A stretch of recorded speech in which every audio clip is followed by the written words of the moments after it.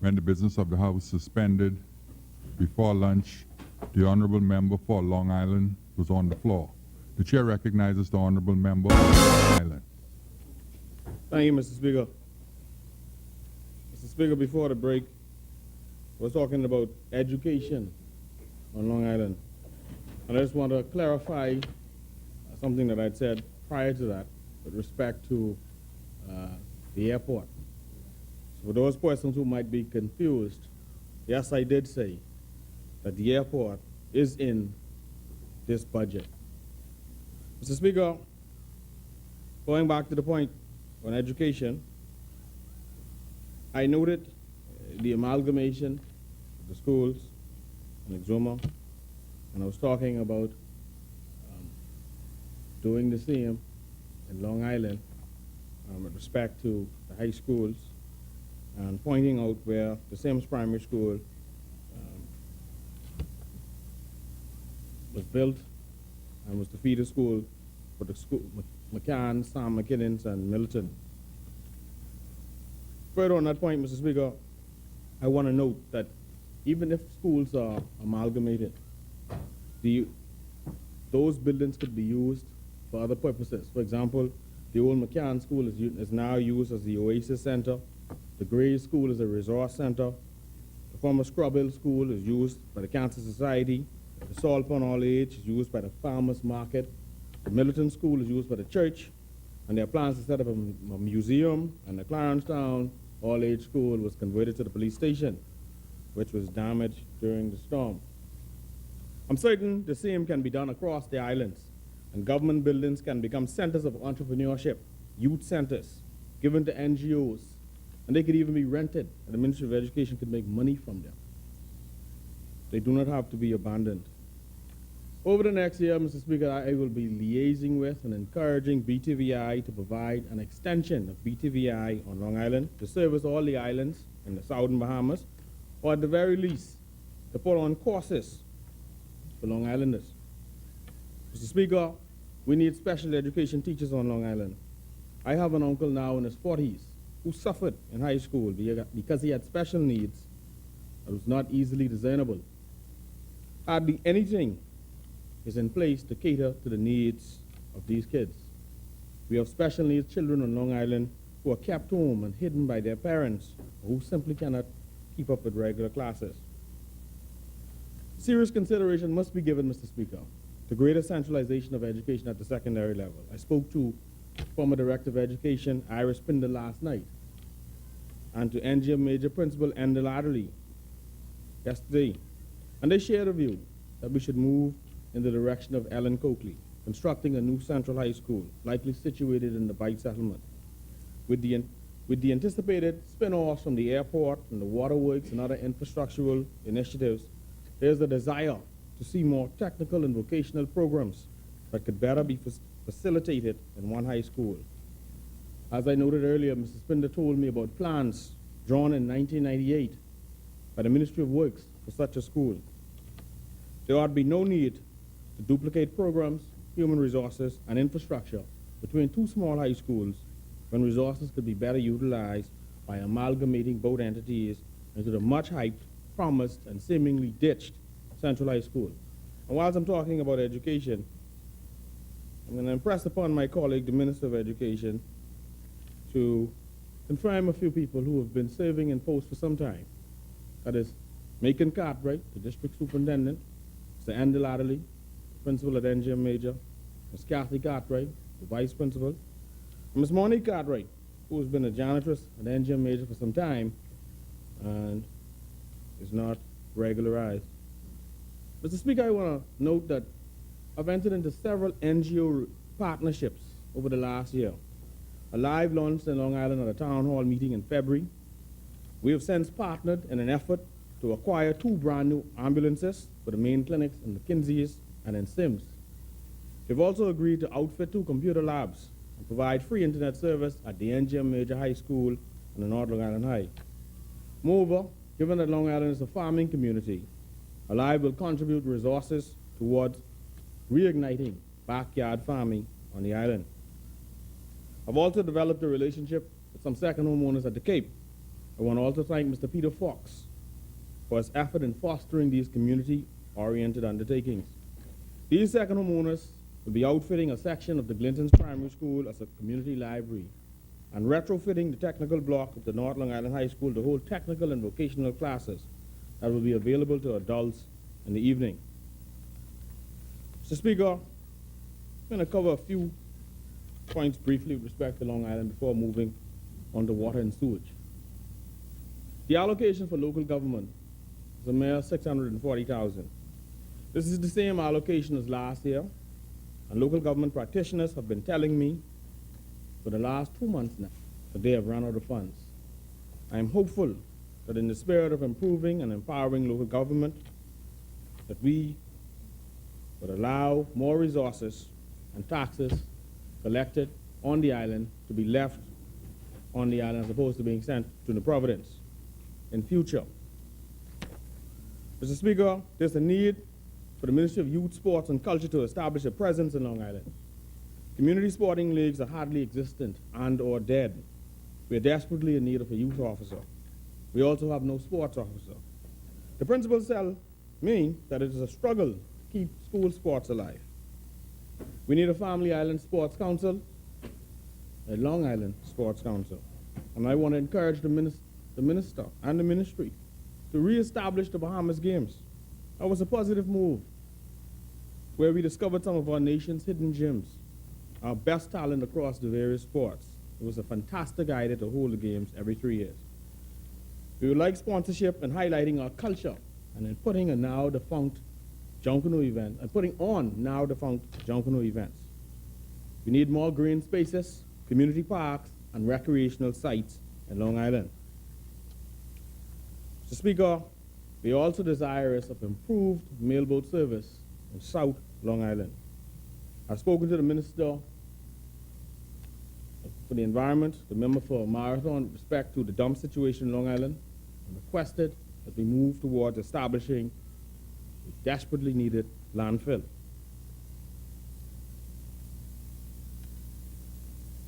Mr. Speaker, with regard to policing, the police are experiencing gross manpower shortages on the island. And my good friend, the member for Mount Moriah, I'm sure will give me a helping hand. You know, I spoke to the officer in charge, and he told me that there's need for additional officers to properly serve the island, a F-350 double cab truck, and police jeeps as opposed to cars. This is his order list. This is his order. And then, of course, we need a station in the Deep South to augment the police's presence in that area. So the Minister of Works has been there, and he's aware. Mr. Speaker, we handle that part ourselves. Mr. Speaker, Crown land is an issue of concern for Long Islanders. There are hundreds of acres of Crown land in Long Island, yet islanders who have applied have not received responses. I'm requesting our Prime Minister, the Minister for the MP, the member for Kalani, to conduct an audit into Crown land available in Long Island, and any assistance with getting a few grants would be much appreciated. I will write to that effect, Prime Minister. Thank you, Prime Minister. It would behoove me not to take this moment to also ask the Prime Minister to establish an office of the Prime Minister in Long Island. You know, Long Island is feeling left out, sir. We're feeling left out. Man, at least an office of the Prime Minister with a desk, you know. We need something. With respect to health care, Mr. Speaker, the member for Elizabeth has attended my town hall. He attended my town hall in February. I thank him. He pledged to ensure repairs are carried out at both of the main clinics, to replace the generator at Sims, to develop lab facilities at the McKinsey's clinic, inclusive of a modern X-ray machine and training for staff, and to ensure proper training of staff at both clinics. He also promised to ensure the provisioning of equipment which we observed are now obsolete. So, my friend, the member for Elizabeth, I'm going to hold you to that. We don't have a government dentist on Long Island, and I would request that an optometrist Person two, a specialist in nose, throat, urological matters, invited to visit these islands, particularly Long Island, maybe once a month, because we have a lot of persons who may have cancer and other illnesses on the island. Mr. Speaker, I now move my attention to the Water and Sewage Corporation. Mr. Speaker, the board of the Water and Sewage Corporation has had a most interesting year. There's still much work to be done. I want to personally thank and publicly acknowledge Deputy Chair Deanne Wallace-Whitfield, Mr. George Carey, Mr. Bennett Minnis, Mr. Nicola Russell Pettigan, and Mr. Carl Oliver. I commend them and thank the Honorable Member for Carmichael for the trust and confidence he has reposed in me. In the wake of the forensic audit, the Board of Directors has been effecting personnel changes, beginning with the dismissal of the General Manager and the appointment of Mr. Elwood Donaldson, an 18-year veteran of water and sewage, a CPA, and one who was recruited and spent his entire 18 years in ExCom. He is someone whom the board reposes unanimous confidence. Notably, both the CFO and the AGM for Human Resources will soon be on retirement leave, and there are additional ExCom reforms on the horizon. We have also shifted senior managers and middle managers for more efficient operations at water and sewage. And further, we will reposition departments and place them into their proper division. The Board of Directors will soon embark upon a right-sizing exercise, offering voluntary separation packages for water and sewage employees. Notably, the average age at water and sewage is nearly 50. Mr. Speaker, the Board of Directors has also instructed Ferron Bethel of Harry B. Sands to embark upon a number of lawsuits emanating from the forensic audit report.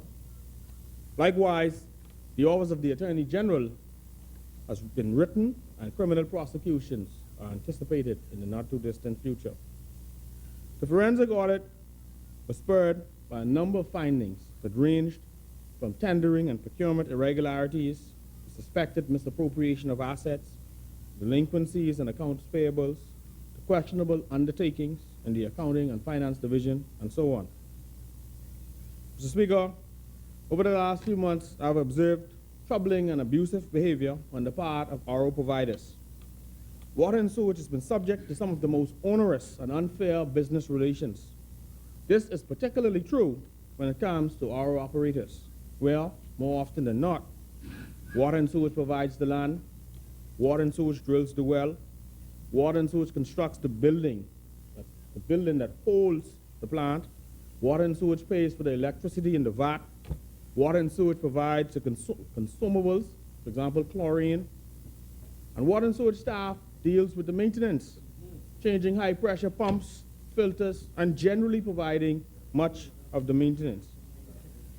The operators make, it's more than a good deal. I could say some things, but I would try to stay above board today.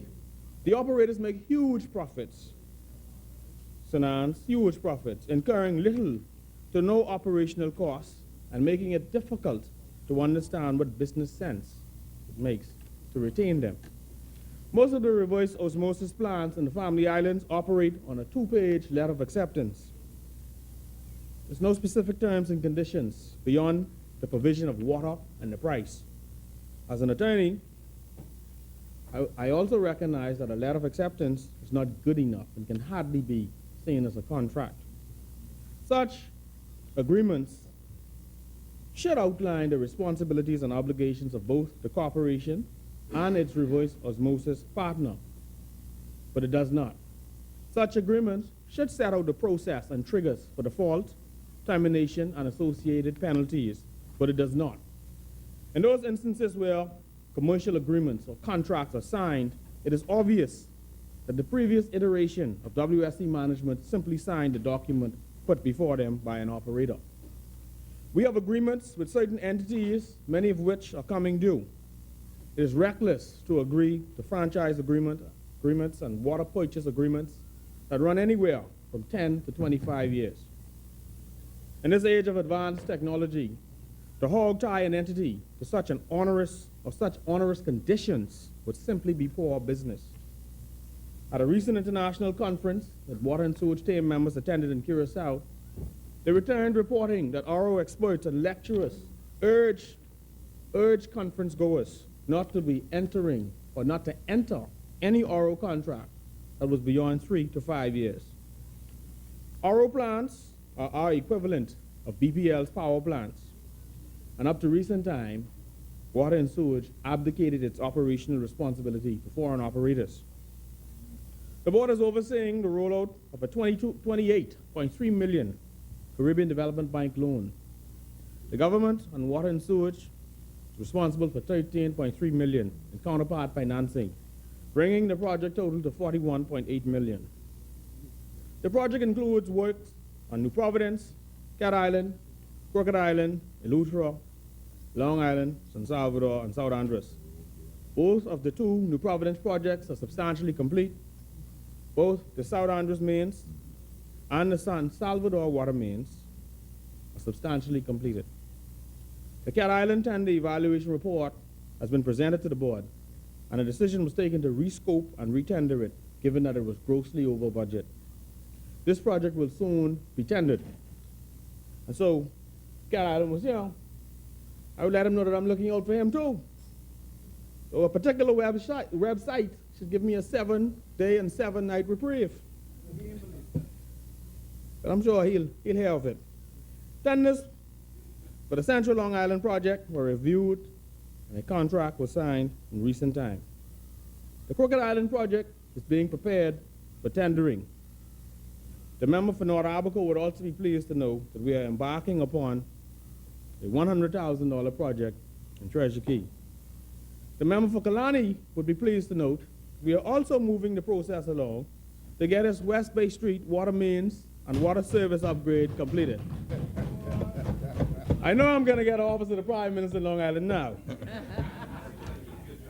Mr. Speaker, we previously went to tender on the Ragged Island RO plant. Prices and conditions were simply not feasible. Given that the RO unit of the corporation is sourcing a fully self-contained, solarized RO plant for Ragged Island, we are looking to install that within the next 30 days. Exuma, you could now walk over to our side. Mr. Speaker, we have been strengthening the internal auditing and control measures, strategically placing compliance officers in divisions with the greatest concerns. We are putting in place a whistleblower desk to assist with combating corruption. We are developing a cyber security strategy and policy. Mr. Speaker, we have purchased and we are now operating the Sweeting Ski RO plant. We signed off on funding for excavation of the North Eleuthera proposed RO plant. Other challenges emerge, and we are reviewing in an effort to quickly move that along. We've also signed off on matters with respect to the naval-based tanks. We are going to retender 2 of the tanks and line 1 so that it could be an additional tank in operation to increase water pressure. We have formulated an RO unit which will be fully engaged in all of the administrative activities and operations in conjunction with any current RO contractor. The unit will strengthen quality control and maintenance of the plants. It will ensure the legal transfer of the plant and equipment is properly outlined. The board is conducting an operational and financial review of all current and proposed RO contracts, agreements, letters of acceptances, as well as other contracts, generally. WSC found, or we discovered at least, that WSC has been suffering major losses. The board is seeing to the development of a performance measurement scorecard in line with international best practices. Mr. Speaker, we are formulating a dedicated NRW rapid response unit. The mission of this unit is to rapidly address all leaks on New Providence and the Family Islands. The unit is also responsible for taking over all leakage issues upon conclusion of the IDB's $82 million project, for which MIA is currently contracted. Water and Sewage is currently conducting leak repairs throughout the Family Islands. the Inagua NRW project is complete, and the Central Eleuthera NRW project has resulted in marked improvements in supply continuity. That project continues. We're also formulating an in-house legal services department. Mr. Speaker, we are revamping and developing new policies on anti-corruption and anti-bribery, declaration and conflicts of interest, tendering and procurement, and the corporation procurement activities will be overseen by 3 newly created committees. There's a Contracts and Infrastructure Committee, an IT Committee, and a Goods and Services Committee. We're implementing a centralized procurement process rather than each and every department and everyone accepting bids. We're developing procurement governance guidelines, a supplier registration form, a supplier conflict of interest disclosure form, a supplier code of conduct, a tender committee terms of reference, and we are doing due diligence on all vendors. All vendors. We're incorporating due diligence questions into RFPs that will be going out in the future. We've also drafted whistleblowers. We have a draft whistleblowers policy. Mr. Speaker, we have an updated policy on confidentiality and data management as well. The internal focus, the board has determined to terminate pre-election contracts for collections of monies outstanding. We have internalized our focus. We've created and are creating a roving collections team, incentivizing and setting targets for an in-house collections team, and moving towards profitability and aggressive efforts to collect $45 million in accounts receivables.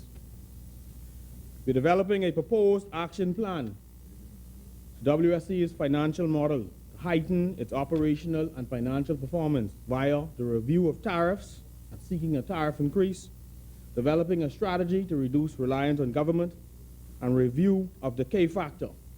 We're also exploring the value of a national system development fee for residents not currently on the water and sewage network in areas where it's provided.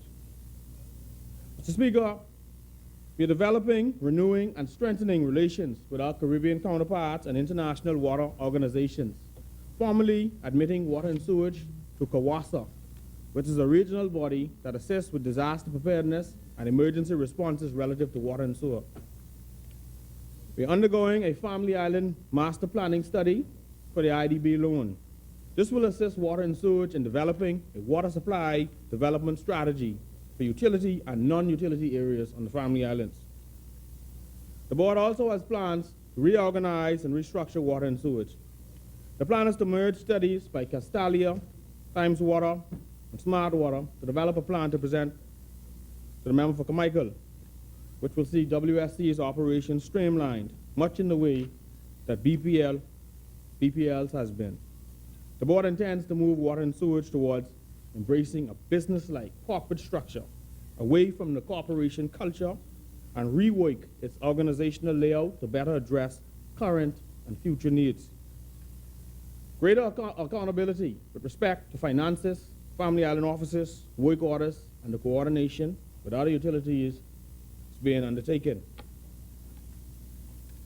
We have impending issuances of RFPs for fuel supply, security services, landscaping, cleaning, possible RO plants, various construction projects, and solarization of large RO plants, among other things. Mr. Speaker, the formulation of a diverse WSC in-house inspections team to review and scrutinize all projects, for example, water mains extensions, RO plant construction, road reinstatement, is happening. WSC is going digital. We are automating payroll. As it stands, payroll is significantly time-consuming and a paper-driven process. We are embracing technology and computerizing WSC to foster a paperless, more efficient culture, from utilizing document management software to call management software, to wider usage of GIS, to wider usage of the WSC app for payment, marketing, information, and customer complaints. This will also ensure greater accountability. Mr. Speaker, we are reducing the engagement of private contractors where work can be done internally. And those works that were being farmed out would be as simple as filter changes. We have held discussions with BPL and are exploring options with the private sector relative to prepaid metering. Developing a proposal, a platform for automated prepaid metering that would increase operational efficiency, collections, and our financial standing. We are exploring commonalities between WSC and BPL to hope to find common ground. For example, joint fuel purchases, splitting shipping costs, joint tendering exercises, and so on. Setting off water and power bills. We set off theirs and they set off ours. Mr. Speaker, we're developing an integrated water resources management plan relative to the provisioning of water and alternative energy. We're reviewing alternative energy platforms for RO plants. We're also reviewing WSC operations to assess whether public-private partnerships can be explored with respect to sanitation and drainage, RO plants, means extensions, etc.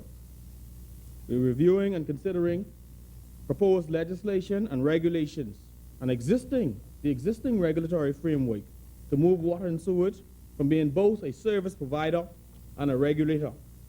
Recommendations will be made for the establishment of an environmental regulator. Mr. Speaker, water and sewage has a pension liability of $100 million. There's a need for urgent pension reform.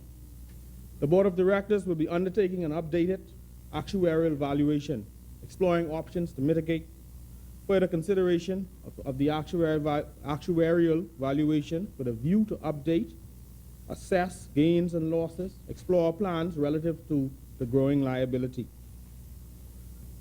We've been working assiduously to foster a satisfactory labor and industrial environment at WSC.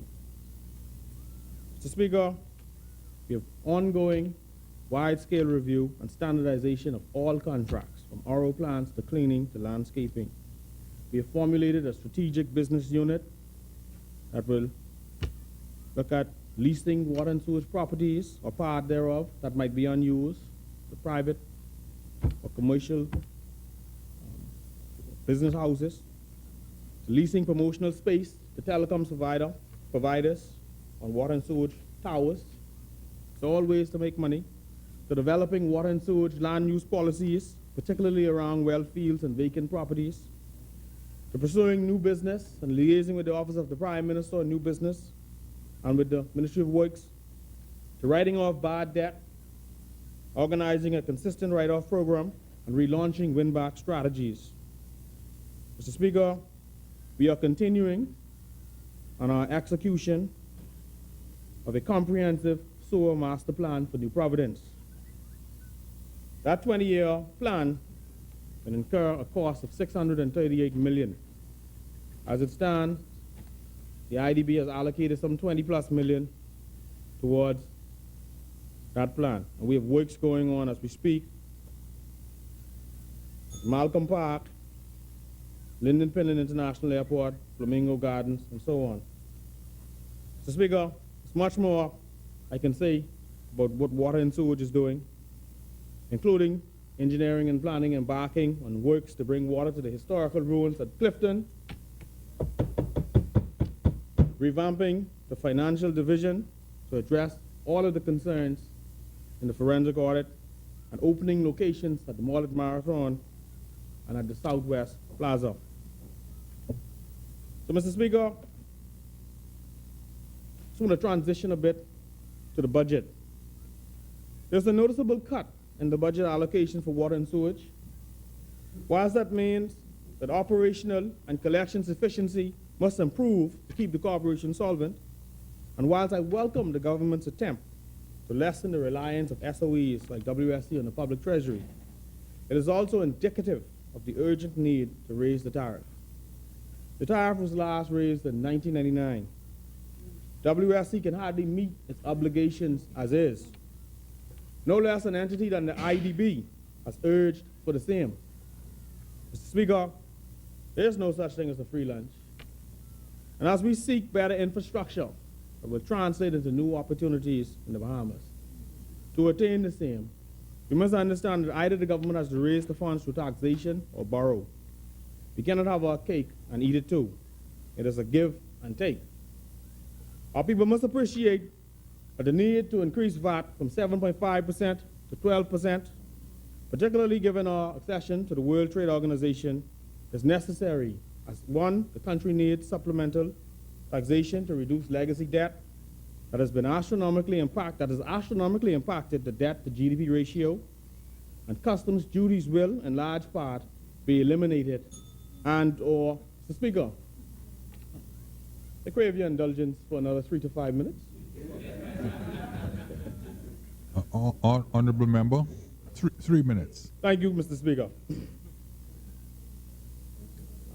As I said, there's a need to raise taxes or the VAT from 7.5 to 12%, particularly given our accession to the World Trade Organization, because the country needs supplemental taxation to reduce legacy debt, and of course, customs duties will in large part be eliminated and or greatly reduced when we are slated to join WTO in December 2019, pursuant to World Trade Organization stipulations. Mr. Speaker, our country can no longer survive off credit. Moving forward, I'd suggest we also implement a debt ceiling. While I support the increase in VAT and the simultaneous reduction and eventual elimination of customs duties on various imports, I'm concerned that there wasn't a greater degree of public consultation and or consultation with big business and or the business community. Given the concerns being expressed, Mr. Speaker, the increase perhaps should be postponed until the third or even the fourth quarter, as opposed to immediate implementation on the 1st of July. In my constituency, I've faced many questions. This would allow business houses, Mr. Speaker, to organize their accounts and their affairs. I spoke to Long Island business persons and even chatted with Mr. Rupert Roberts this morning, and I can tell you that many of them feel that a brief postponement would be more palatable. Mr. Speaker, notably on the recurrent side, revenue side, the financial services, that is banks and trust company sector, only accounts for 1% of revenue. Company fees account for 0.08% of revenue collected. Alternatively, more than 50% of the revenue is on the backs of the taxpayers. We must look to increasing bank and trust company fees. No, it's not. Mr. Speaker, the expansion and proliferation of web shops throughout the Bahamas has caused concern. Frankly, on islands such as Long Island, where we have 15 to 20 web shops, local communities have been negatively impacted in many cases.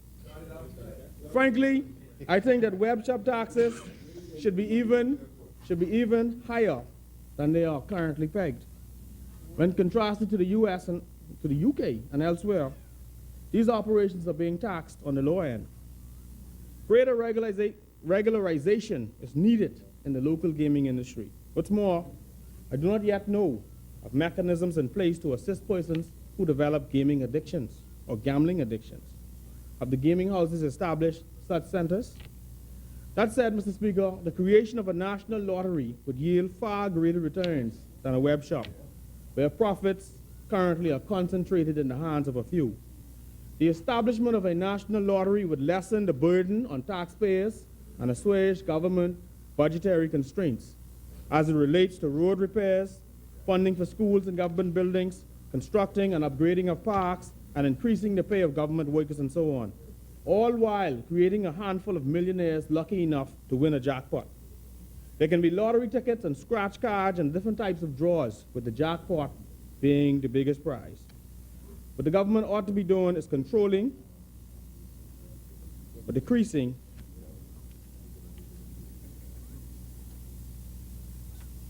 Rather, Mr. Speaker, we must change the Constitution with respect to the Consolidated Fund.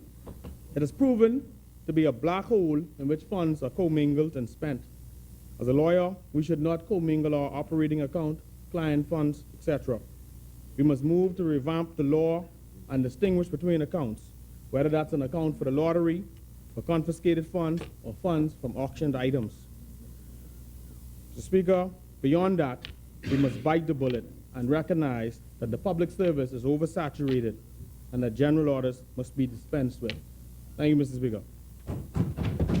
Thank you, honorable member.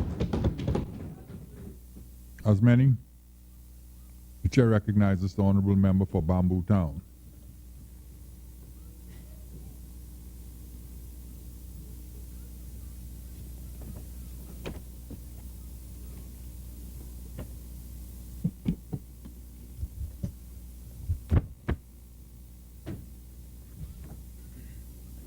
Thank you, Mr. Speaker. I heard the contribution of the honorable member. And the only thing I would say is, the government has a very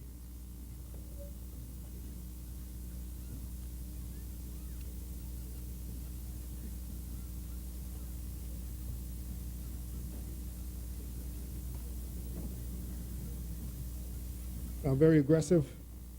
We have our budget targets, Mr. Speaker, and the entire range of the budget year has been budgeted for, and so I hear the member from Long Island. And but at the end of the day, Mr. Speaker, the Ministry of Finance would have looked at its budget estimates, its targets, its revenue generation, and I'm sure the Minister of Finance, in his contribution, would have laid and made that made the point. Having said that, Mr. Speaker, I arise again in this place giving praise and thanks to Yahweh Elohim. Mr. Speaker, the Hebrew translation of that is the Lord God Almighty. Mr. Speaker, I thank him for his enduring goodness to me, evidenced in the twists and turns of my life. Mr. Speaker, he is the King, eternal, immortal, invisible, the only wise God. And to him, Mr. Speaker, be glory, honor, power, dominion, and authority forever. And the ancients would say, Selah. Amen. Mr. Speaker, I take this opportunity to thank the wonderful, brave people of Bamboo Town, whose expressed desire has resulted in me now serving well into my second term in this honorable house. I pledge to continue to represent them to the best of my abilities, and Lord willing, together we will enter the new Bahamas with this budget leading the way.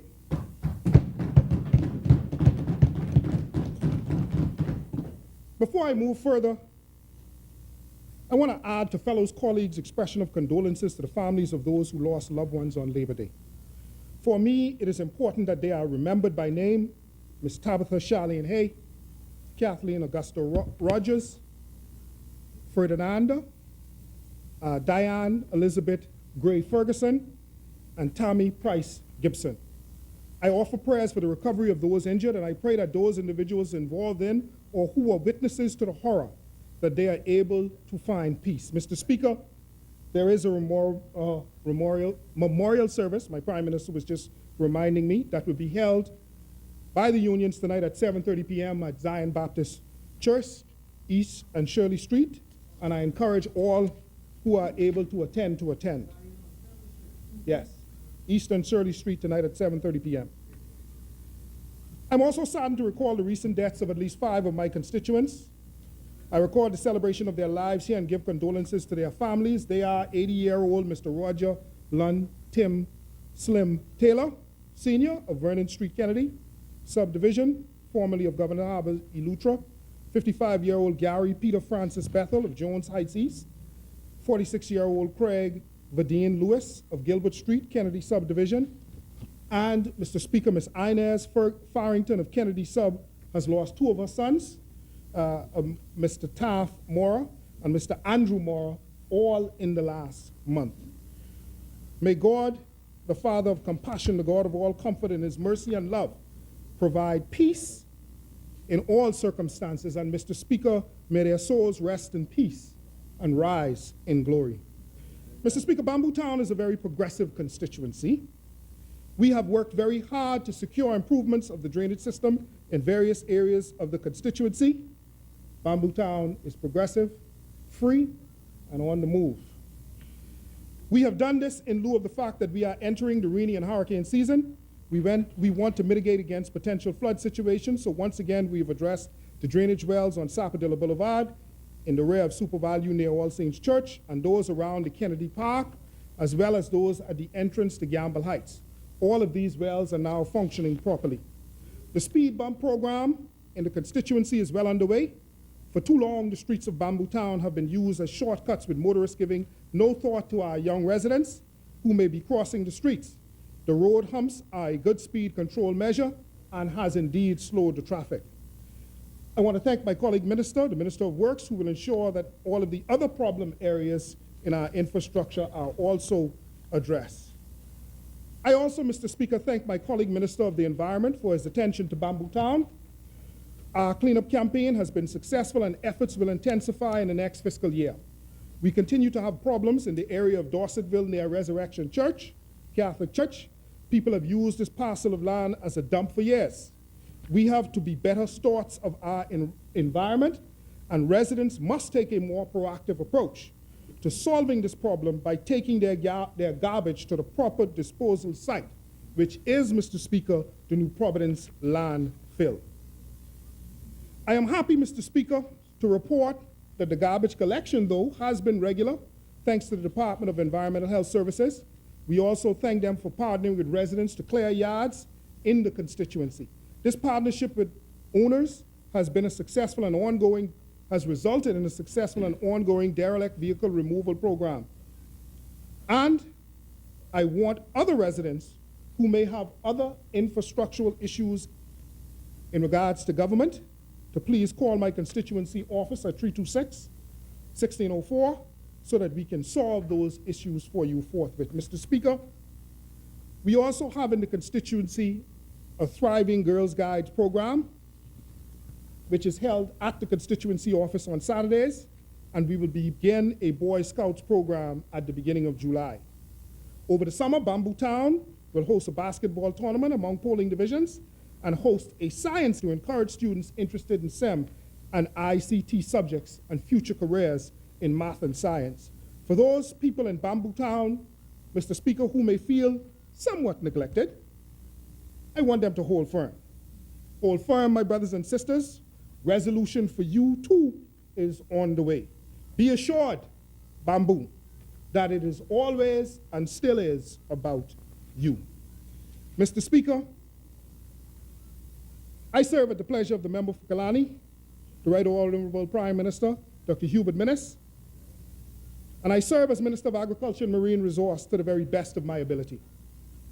Mr. Speaker, my enduring service to the people of the Bahamas, as expressed in the will of God, remains just that, my enduring priority. And in that vein, Mr. Speaker, sometimes in this life, despite our very best efforts, we run into rugged roads. Rugged roads disrupt the normal flow of our lives. They seem long and are usually painful.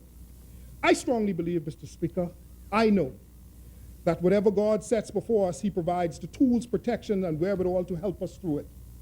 In this dispensation of our nation's journey, now is no time for silk slippers. This is the time for strong shoes.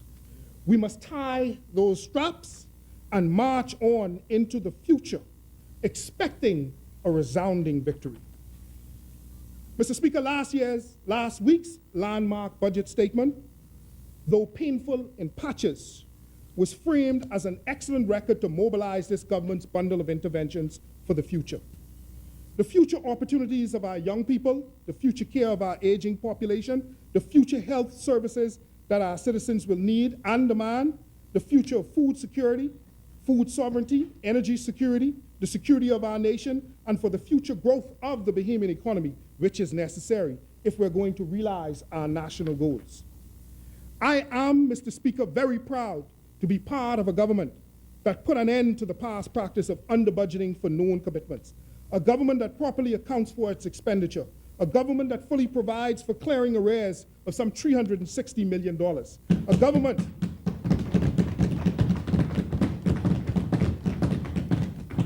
government that provides a legally binding framework for responsible fiscal management and scrutiny of our fiscal performance, a government that has established a sound and credible fiscal plan for this coming budget year of 2018, 2019, and beyond.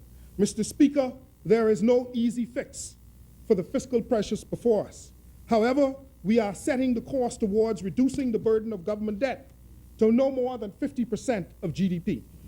I believe that Bahamians must know that the true prospects of our economy and what our public finances is saying, and that we as a responsible government must clearly set out our plans for economic relief, social advancement of the majority of our constituents. And indeed, this is what the budget statement and this budget clearly does. Mr. Speaker, Bamboo Town supports the judicious and fiscally prudent implementation of our ambitious growth agenda that will ensure that the annual deficit is steadily reduced and eliminated.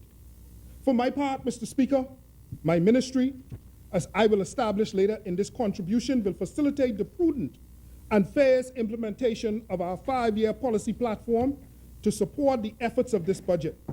The policy platform is intended to empower our farmers and fishermen to deliver on real food security and real food sovereignty. We are committed to the general principles of accountability, responsibility, stability, transparency, intergenerational fairness with debt, and inclusive growth. Notwithstanding the immediate cost-saving measures and the 10% reduction in discretionary expenditure, my ministry will actively pursue initiatives and proposals that will enhance value for money, realize savings, and improve service efficiency in our agriculture and marine sector. Mr. Speaker, my ministry supervises 3 state-owned enterprises, SOEs: the Bahamas Agriculture and Marine Science Institute, BAMSI, the Bahamas Agricultural and Industrial Corporation, BAIC, and the Bahamas Agricultural Health and Food Safety Authority, BASPRA. Each of these SOEs have been mandated to move towards cost recovery model to include revenue enhancement and expenditure reduction initiatives. As a ministry, though, we have committed among all of the SOEs and departments to collaborate to eliminate duplication of efforts and expenditure to optimize efficiency in the agriculture and marine sectors.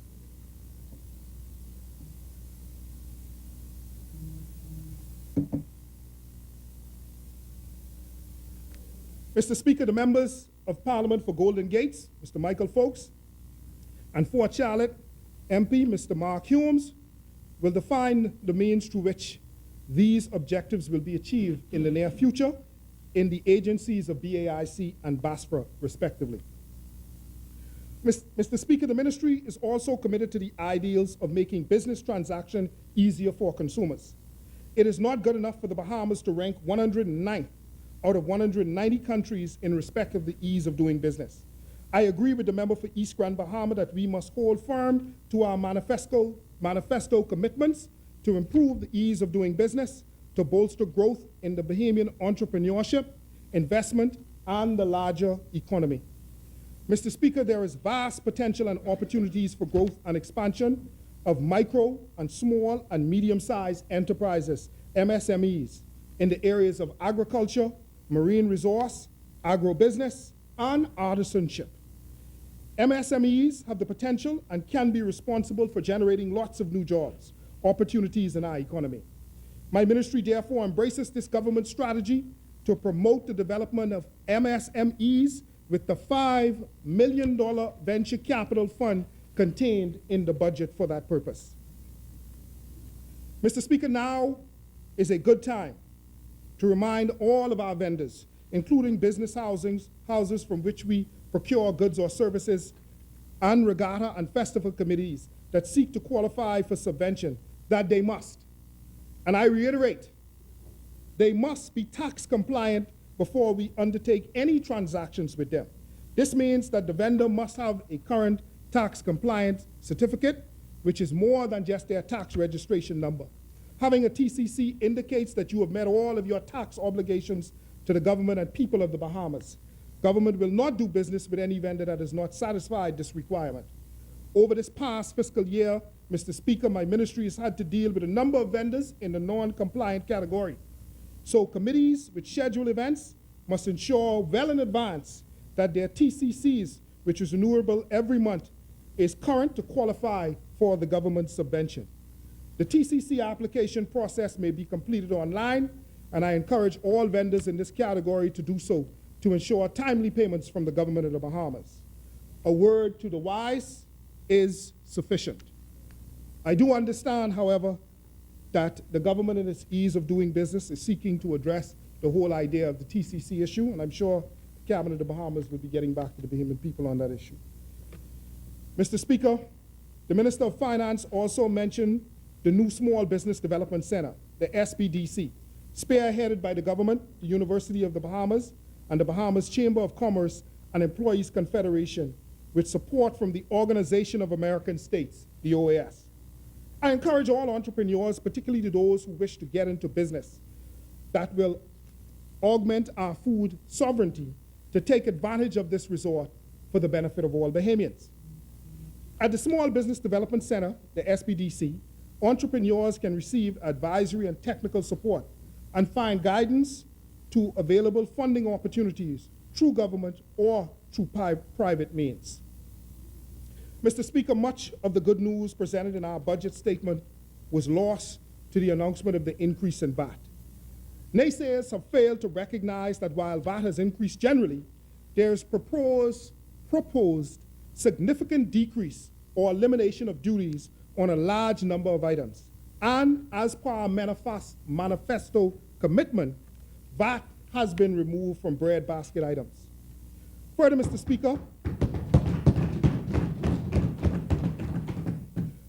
Speaker, VAT has been removed from medicines and on residential electricity bills under $200 and water bills at or under $50. Duty, especially on energy efficient and alternative energy items, in some instances were decreased or eliminated outright. Mr. Speaker, the member for East Grand Bahama noted that for the fiscal year 2018-2019, the government is faced with stark and urgent fiscal realities that will require substantial enhanced revenues and the accompanying upward increase in certain taxes and fees. If VAT is not increased, our borrowings will continue to increase, and we risk potential further downgrade in our nation's bond rating. The naysayers fail to acknowledge that we would not be in this predicament had the side opposite during their last term in office taken concrete steps to better manage our nation's fiscal affairs. Mr. Speaker, we know that the last administration was desirous of bringing in VAT at 15%. Mr. Speaker, I was a part of that administration at the time and was privy to those discussions.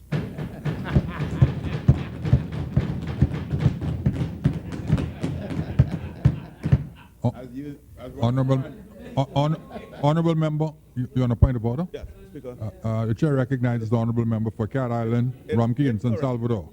It is incorrect that the previous administration was desirous of bringing in VAT at 15%. In fact, he wasn't there. He was there. He was not there. He was the parliamentary secretary. Mr. Speaker, for the purposes of clarifying this once and for all, right? The 15% was a discussion being held initially. Being held initially by the Ingram administration. The financial sector, and the records will show. Speaker, I'll lay the papers soon then, if I'll have to find it. Mr. Speaker, it was being discussed by the Ingram administration with the financial secretary, the late Mr. Cunningham. You heard Cunningham. Right. When we came to office, it was recommended that we look at 15%. It was a recommendation. And if you truly want to know what our desires were, there's a member sitting right behind you who was part of our discussions. Freetown. Right? speak Mr. down. Speaker. He's part of the discussions Honourable as to member. how we, and the consultative process to arrive at. Mr. Speaker, I thank the honourable member for Cat Island, Rumkey, and San Salvador. But you know, he says that it was being discussed in the Ingram administration. Well, I was in Perry Christie's administration, and I can tell you that it was discussed in our parliamentary meetings as the 15% was the decision, Mr. Speaker, on what the final percentage was going to be was they were awaiting a study, I believe by Oxford Economics or something along those lines, if I remembered quite well from the time. Okay? But as I said, Mr. Speaker,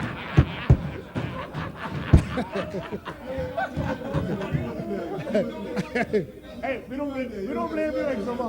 Exuma, you clear. Exuma, you clear.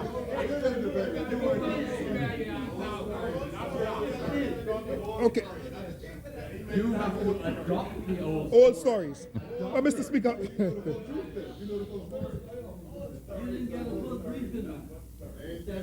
Mr. Speaker, what is the more palatable alternative to raising VAT at this stage?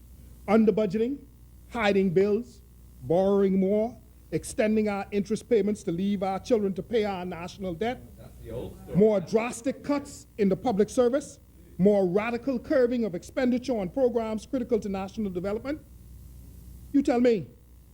Mr. Speaker, we have taken the hard and true road, the road less traveled.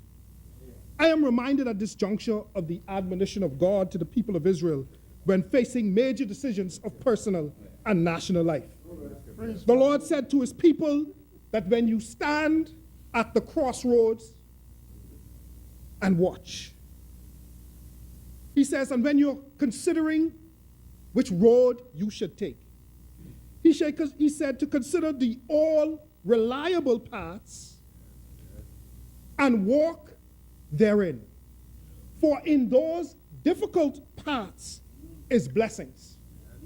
And Mr. Speaker, he says, in those paths, your soul will find rest. Absolutely. Mr. Speaker, in regards to this budget, I want the nation to know that we stood at the crossroads. Absolutely. Mr. Speaker, and in our decision, we decided to make the right turn. So that future generations of Bahamians, Mr. Speaker, would be blessed and would rise, our grandchildren and children will rise and call this day blessed. How are you going, fine, Rich? Mr. Speaker, Mr. Speaker, should we have no natural disasters, Mr. Speaker, this government, this F&M government, through this deliberate balancing of innovation, will balance the budget in the fiscal year 2021.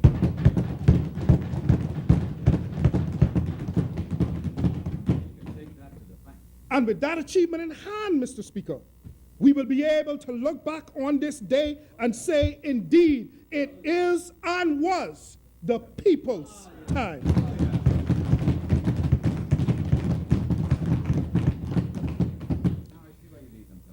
Mr. Speaker, today, the people will finally see the responsible and transparent accounting in regards to fiscal affairs of government. This budget finally will allow us to pay our nation's arrears. Now we will be able to pay the 24 million plus owed to BPL for providing government buildings the power required to meet their needs. Mr. Speaker, I do believe that we should, in order not to fall back into this with BPL, that during this budget year, Mr. Speaker, that we should look at how we institute a solarization program on all government buildings. And so, Mr. Speaker, obviously I'm desirous of seeing that happen, so we'll be able to discuss that. But Mr. Speaker, if we're able to do that, we have to understand that during the day is when government offices are occupied. And it is that time that you have all of those solar days. So if you have a grid tie system, don't even need batteries, you're able to power government buildings and thereby reduce your overall electrical cost to government. And so obviously that is something that I've discussed with the Minister of Finance and others, and we'll be looking as to how we move forward with that, the Prime Minister as well. Now we will be able to pay the millions owed to NIB in rent that is owed so that pensioners and other beneficiaries of NIB's assistance can again expect efficient delivery of service and government commitments. Now, Mr. Speaker, we will be able to pay in excess of $13 million owed to BTC. Yes, Mr. Speaker, this government is right budgeting to close the gaping $640 million wound that the former administration left to hemorrhage. Our agenda will not be derailed or set back. We will deliver for the Bahamian people.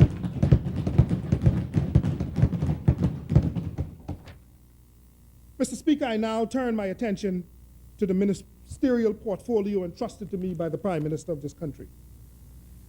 Mr. Speaker, on the recurrent expenditure side of the budget, my ministry's head 56 has been proposed an allocation of $19,327,280, which includes subventions to BAIC at $4 million, BAMSI at $7 million, and the new authority, BASFRA, at $700,000. For the Department of Agriculture, there's head 57 at $6,369,222, which has been proposed. And for the Department of Marine Resource, head 58, which is $2,840,026. On the capital expenditure side, the ministry has oversight of some $840,000, from which we propose maintenance for some of our government buildings and repairs to parking houses and the produce exchange. So Long Island, understand and know that we are coming to fix the parking house in Long Island.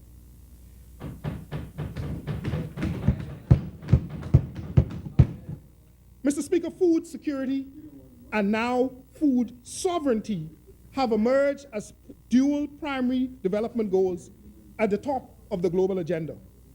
Food sovereignty is the right of peoples to healthy and culturally appropriate food produced through ecologically sound and sustainable methods, and their right to define their own food and agricultural systems within their national boundaries.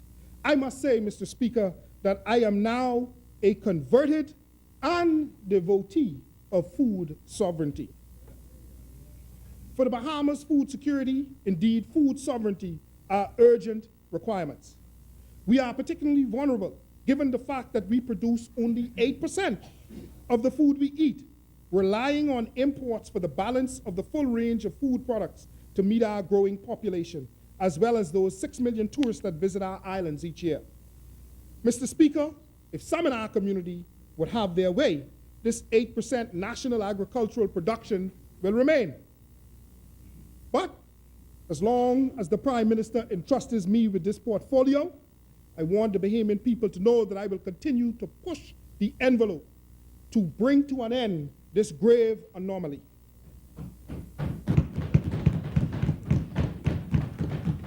Mr. Speaker, our country's agricultural sector is in crisis. We consider this situation a matter of national security. Over the years, we have lost more than our gains in the agricultural sector. This trend cannot continue. Successive governments have incentivized unsustained strategies with unsatisfactory yields over time. We believe that now is the last real opportunity to salvage the agricultural sector, diversify our economy, and minimize the risk of losing access to food as a consequence of sudden global economic, climatic, pandemic, and/or political shocks. That is why we have taken a very deliberate approach in the short term to encourage the increase and diversification of crops around the country. Our goal is to grow the markets of population centers of the Bahamas to drastically reduce our food imports in an effort to feed ourselves. Mr. Speaker, on May 14th, my ministry embarked on the ambitious task of documenting the state of farming in our country by asking the question, can we feed ourselves? The television series consists of 1-hour-long documentaries featuring the farmers, fishers, and food processors of the nation, sharing the status, trials, and successes in their operation.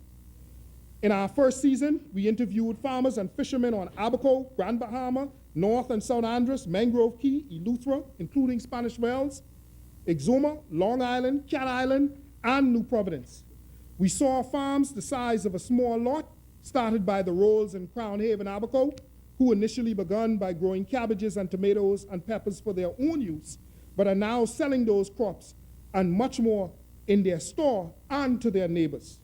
We saw the large farms in Abaco operated by Five Star, Sir Eden, Abaco Big Bird, and Abaco Name that have hundreds of acres under cultivation, growing a variety of products, utilizing a variety of farming methods. We saw hydro and aquaponics at work on farming operations that is redefining the future of farming in our country. We saw what is happening as agricultural teachers in our public school push the envelope with our nation's industrious youth. And Mr. Speaker, I do believe that this juncture in our national development, that swimming and scuba diving and fishing should be a part of the nation's curriculum for our students, for all students of the public school system. This will assist in the future development and exploitation of our marine resources.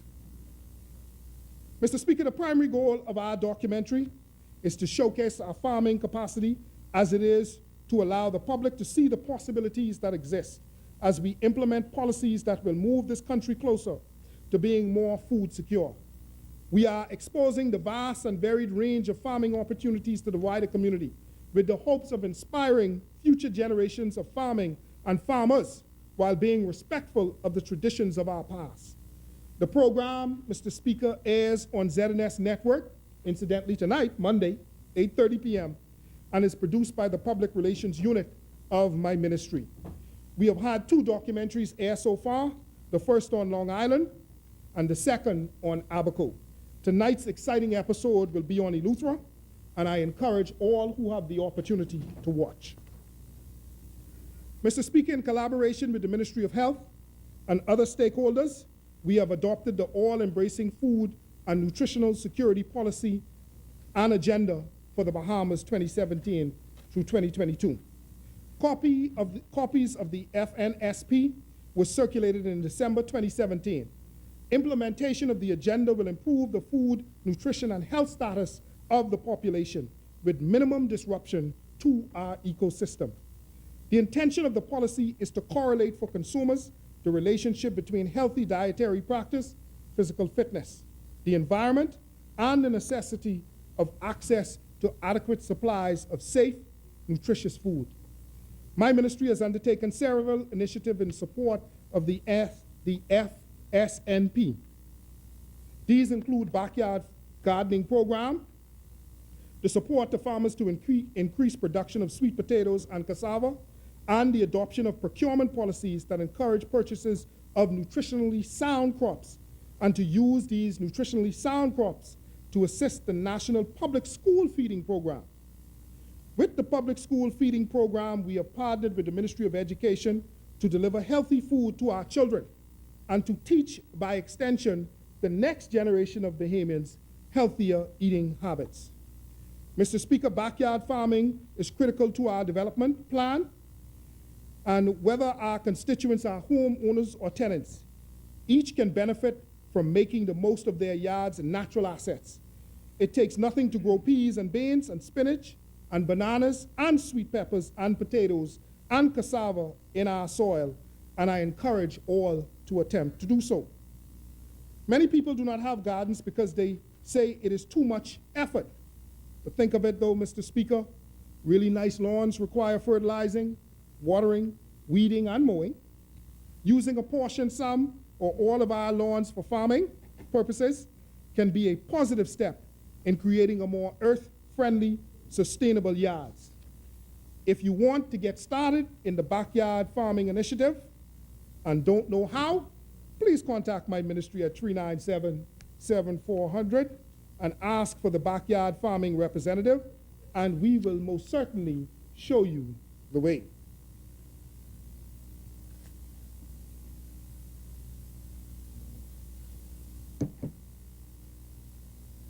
Mr. Speaker, converting lawn space to a vegetable garden provides land that previously drained to land that generates abundant food.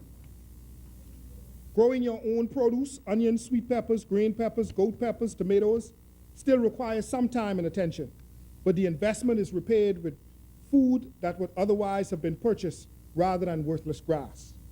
Native fruit trees also increases the value of your land, and a home composite pile can provide natural fertilizer to enrich soil, while natural mulching can reduce the amount of water and weeding needed. For tenants who may have restrictions with planting, the same yield can be had from growing in pots, set outside on the porch, or inside on your windowsill. Mr. Speaker, I am pleased to advise the Department of Agriculture will be engaged in a small-scale gardening program in addition, and will focus on vegetable production in central Grand Bahama.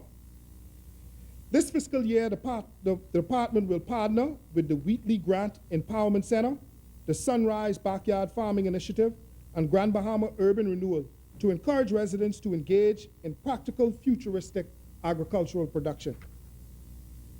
Mr. Speaker, I challenge each of us in this place, in our very own way, in our own gardens, to experience the joy of eating real fruits, the real fruits of your labor, by planting a garden.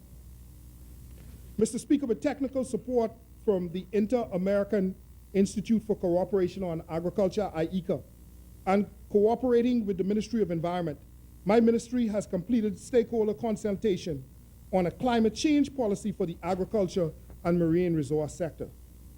The final policy document will be finalized during the 2018-2019 budgetary period, and once Cabinet approves, we will lay it on the table of this House, the benefit and intellectual consumption of the Bahamian people. Mr. Speaker, I will now speak about BASRA for a moment. Mr. Speaker, my ministry is in the process of operationalizing the Bahamas Agricultural Health and Food Safety Authority, BASRA. As I mentioned before, the board's chairman, the member for Fort Charlotte, will give more details on this new authority. Apart from acknowledging the establishment of a National Sanitary and Phytosanitary Committee, I will announce, though, that an executive team for BASRA has been agreed by the Cabinet of the Bahamas.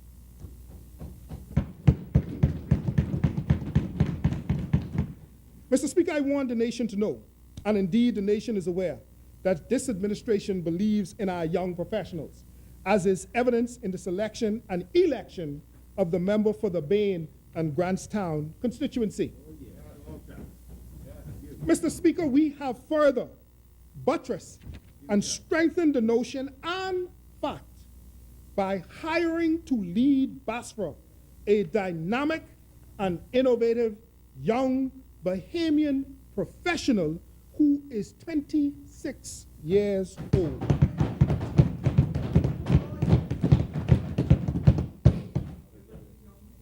"26-year-old Mr. Christopher Worrell, who was selected from among 6 shortlisted candidates in an internationally advertised recruitment exercise.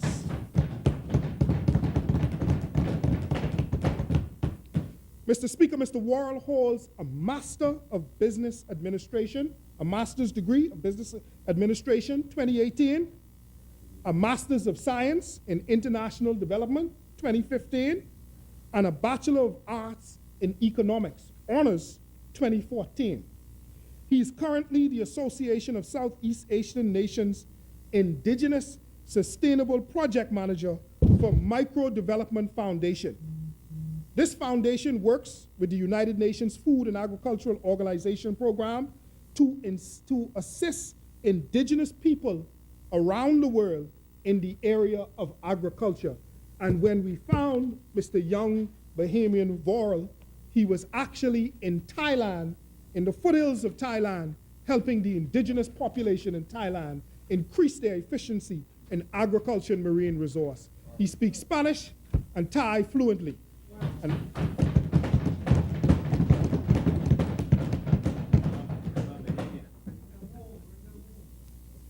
Mr. Speaker, we are interested in bringing our young professional homes. The executive team has an ominous task ahead as the Bahamas prepares for accession to the World Trade Organization in 2019. My ministry is partnering with the Ministry of Financial Services to secure stakeholder input on the process. These consultations confirm sensitive agriculture and fisheries products that require further discussions as to the way ahead. My ministry is reviewing the concessions given to Caribbean countries under the Quoted Agreement with the WTO with a view to protecting our agricultural and fisheries sector from as much foreign intrusion as is practicable.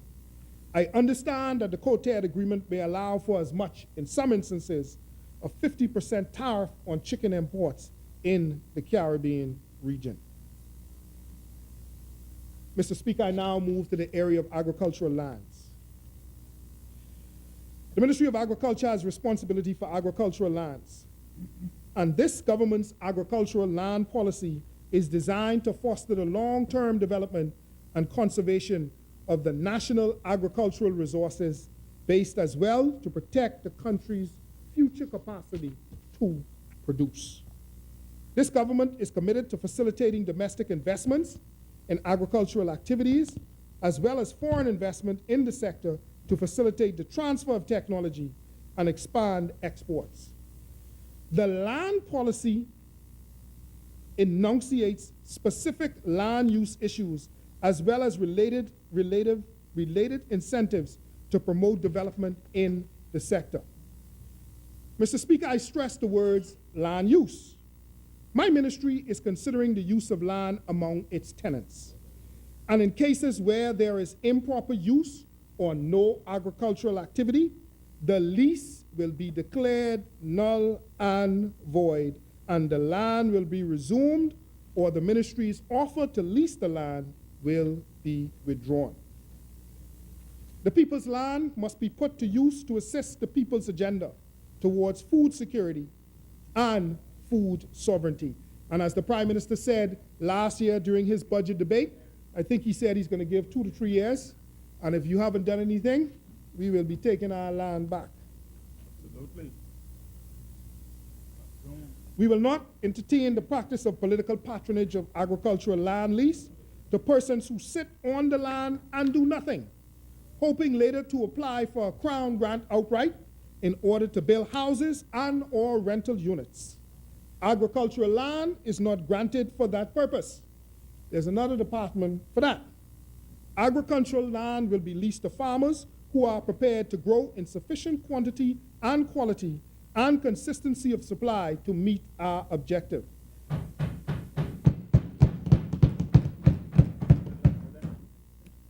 Mr. Speaker, during this fiscal period, the land unit so far has executed 52 agricultural crown land leases for the following islands as followed: 20 in Andros for a total of 144 acres, 18 in Abaco for a total of 356 acres, and 15 in New Providence for a total of 25 acres.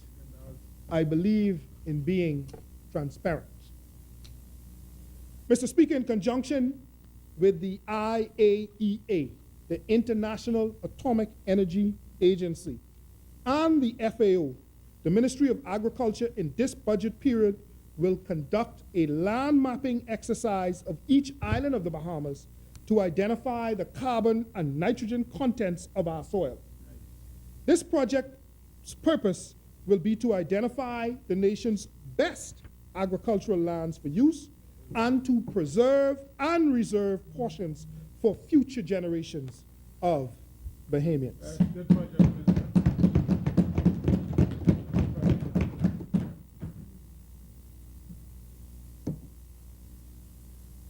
Now I come to the Department of Agriculture. Mr. Speaker, after the passage of Hurricane Joaquin and Matthew, the buildings at the Gladstone Road Agricultural Center, GRAC, sustained major roof damages. During this fiscal period, the roof of the administration building was repaired, and repairs to the roof of the National Swine Breeding Center was completed. In the past 2 weeks, we have let some contracts to repair a few more buildings at GRAC, which are scheduled to be completed by the end of July. The department also purchased and imported 59 purebred pigs, 12 boars, and 47 female pigs. The breeds imported were Duroc, Hampshire, Landrace, you can understand this is, I'm not a farmer, and Yorkshire. The pigs were imported as a replacement for the purebred pigs. The pigs were imported as a replacement for the purebred pigs that died at Grac due to the consumption of contaminated feed and as an addition to improve the swine breeds, the genetics of the national swine breeding herd in the Bahamas. The pigs will be bred and the offspring sold to farmers at a subsidized price. The department will also distribute some offspring to farmers as compensation for the loss of their pigs due to the consumption of the contaminated feed that was given to them in 2016. The overall objective of this exercise is to improve and increase the national swine production in the country. Yes. There was contaminated feed at the feed mill that killed a number of pigs. Oh my God.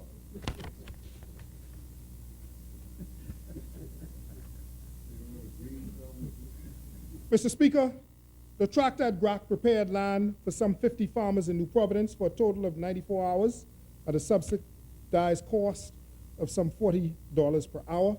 So it's right around about $4,000 we spent last year helping farmers clear land. Mr. Speaker, in the upcoming budget, we will seek to make roads more accessible for farmers to get to their farms. The debris and rough terrain has been a major complaint by some of our farmers across the country, and we will again in this budget address those concerns through our farm feeder road repair and road construction program. Mr. Speaker, within this budget period, certainly within the first quarter of the next fiscal period last, my ministry will seek to reassign the management of the abattoir, the feed mill, the produce exchange, parking house, the fish and farm store from the Bahamas Agricultural and Industrial Corporation, BAIC, back to the Department of Agriculture, which has legal jurisdiction for these agencies. Mr. Speaker, I bring this matter to the attention of the House to demonstrate the previous government's disrespect for its technical and legal advisors in this matter. In May of 2014, the Minister of Agriculture and Marine Resource and Local Government, acting on the advice of the then Prime Minister and in accordance with Section 4 of the Agricultural and Fisheries Act 1963, transferred the management of certain commercial entities from the Department of Agriculture to BAIC. The objective of this transfer was to facilitate a more efficient and reliable delivery of service to clients and farmers, and to improve the overall management of the abattoir, feed mill, produce exchange, packing house, and the fish and farm store. Funds which were ordinarily managed by the Department of Agriculture for this purpose remained in my ministry's budget allocation. However, monthly subventions are made to BAIC to finance the management arrangement. Unfortunately, Mr. Speaker, each of the mentioned entities are still experiencing some challenges, and in the case of the feed mill, though not as a result of the leadership of the Honorable Member for Golden Gates. In the case of the feed mill, farmers continually express anxiety about the quality and quantity of the product, particularly after contaminated feed that was issued from the mill in the last administration was given to them. You hear that, Exuma? This contaminated feed was blamed for the deaths of many farm animals throughout the Bahamas, inclusive of the deaths of some of the swimming pigs in Exuma. Wow. My ministry They heard Exuma. currently has carriage, They heard Exuma. custody, care of those pigs, and we will be coming to Cabinet soon with a funding proposal to create an additional revenue stream for government. I want the farming community to know my team and I are committed to the resolution and solutions at the feed mill. Mr. Speaker, Grave concerns also arose at the abattoir, where there were too many instances of improper disposal of carcasses and substandard sanitation. The nation has only one abattoir, better known as the animal slaughterhouse.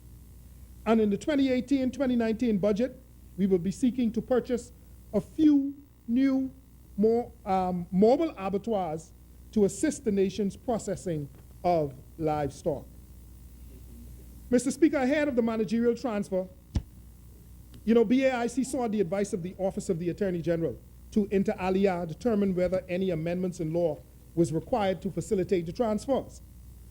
The Office of the Attorney General, having regard for the fact that the Produce Exchange, Family Island Packing House, and Abattoir were addressed in law, recommended the amendment of the BAIC Act and Agricultural Fisheries Act 1963 to reflect the shifts in responsibility. My ministry's file indicates that notwithstanding the advice that was recommended, amendments in law was never made, nor were there any formal changes in the budgetary provisions.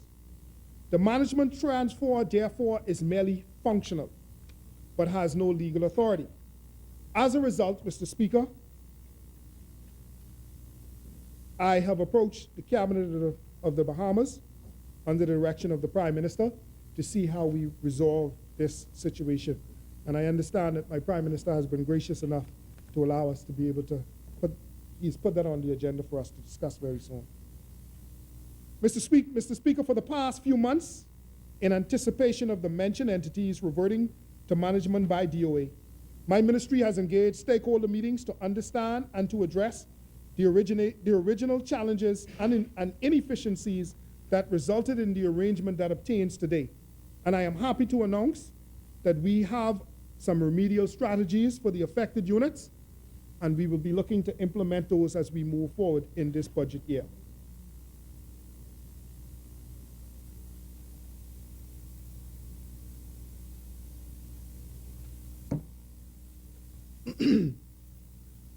Mr. Speaker, this government respects its technical advice. Since my appointment as minister, I have noted that there is vast technical knowledge in my ministry. However, the Department of Agriculture has been allowed to come to a place where in the next year or so, nearly all of the institutional knowledge will be retired. And before my appointment to this portfolio, there was no succession plan to address this anomaly.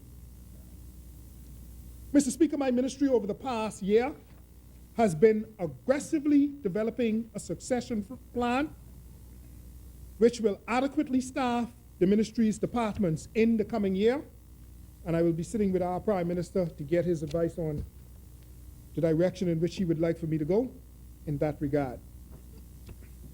My ministry is, as a matter of critical urgency, identifying new leaders from within, and in early July will advertise for interested professionals who are committed to grow our country from the ground up. I take this opportunity to encourage all Bahamians with agricultural and marine science expertise to apply to my ministry so that we may enlist you in this coming agricultural and fisheries renaissance under the direction of Hubert Alexander Minnis.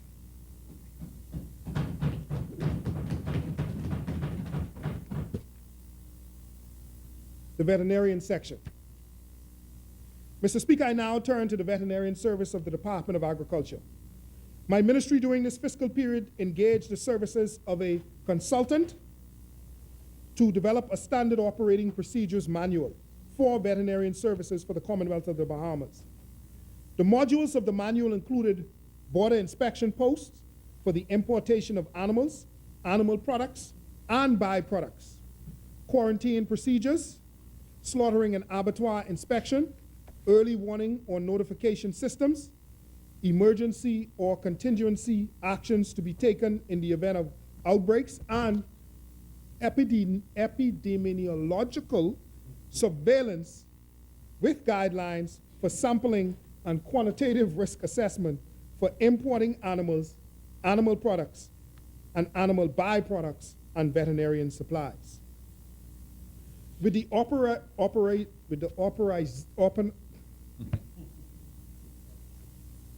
with the operationalization of BASFRA, certain modules of this manual and its activities will be transferred to the new authority, BASFRA.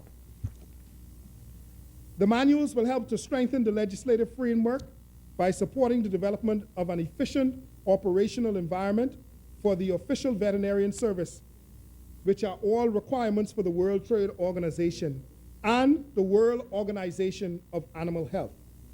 Comprehensive and efficient operating procedures manual are critical to efficiently manage veterinarian services and its interactions with trading partners and the general public.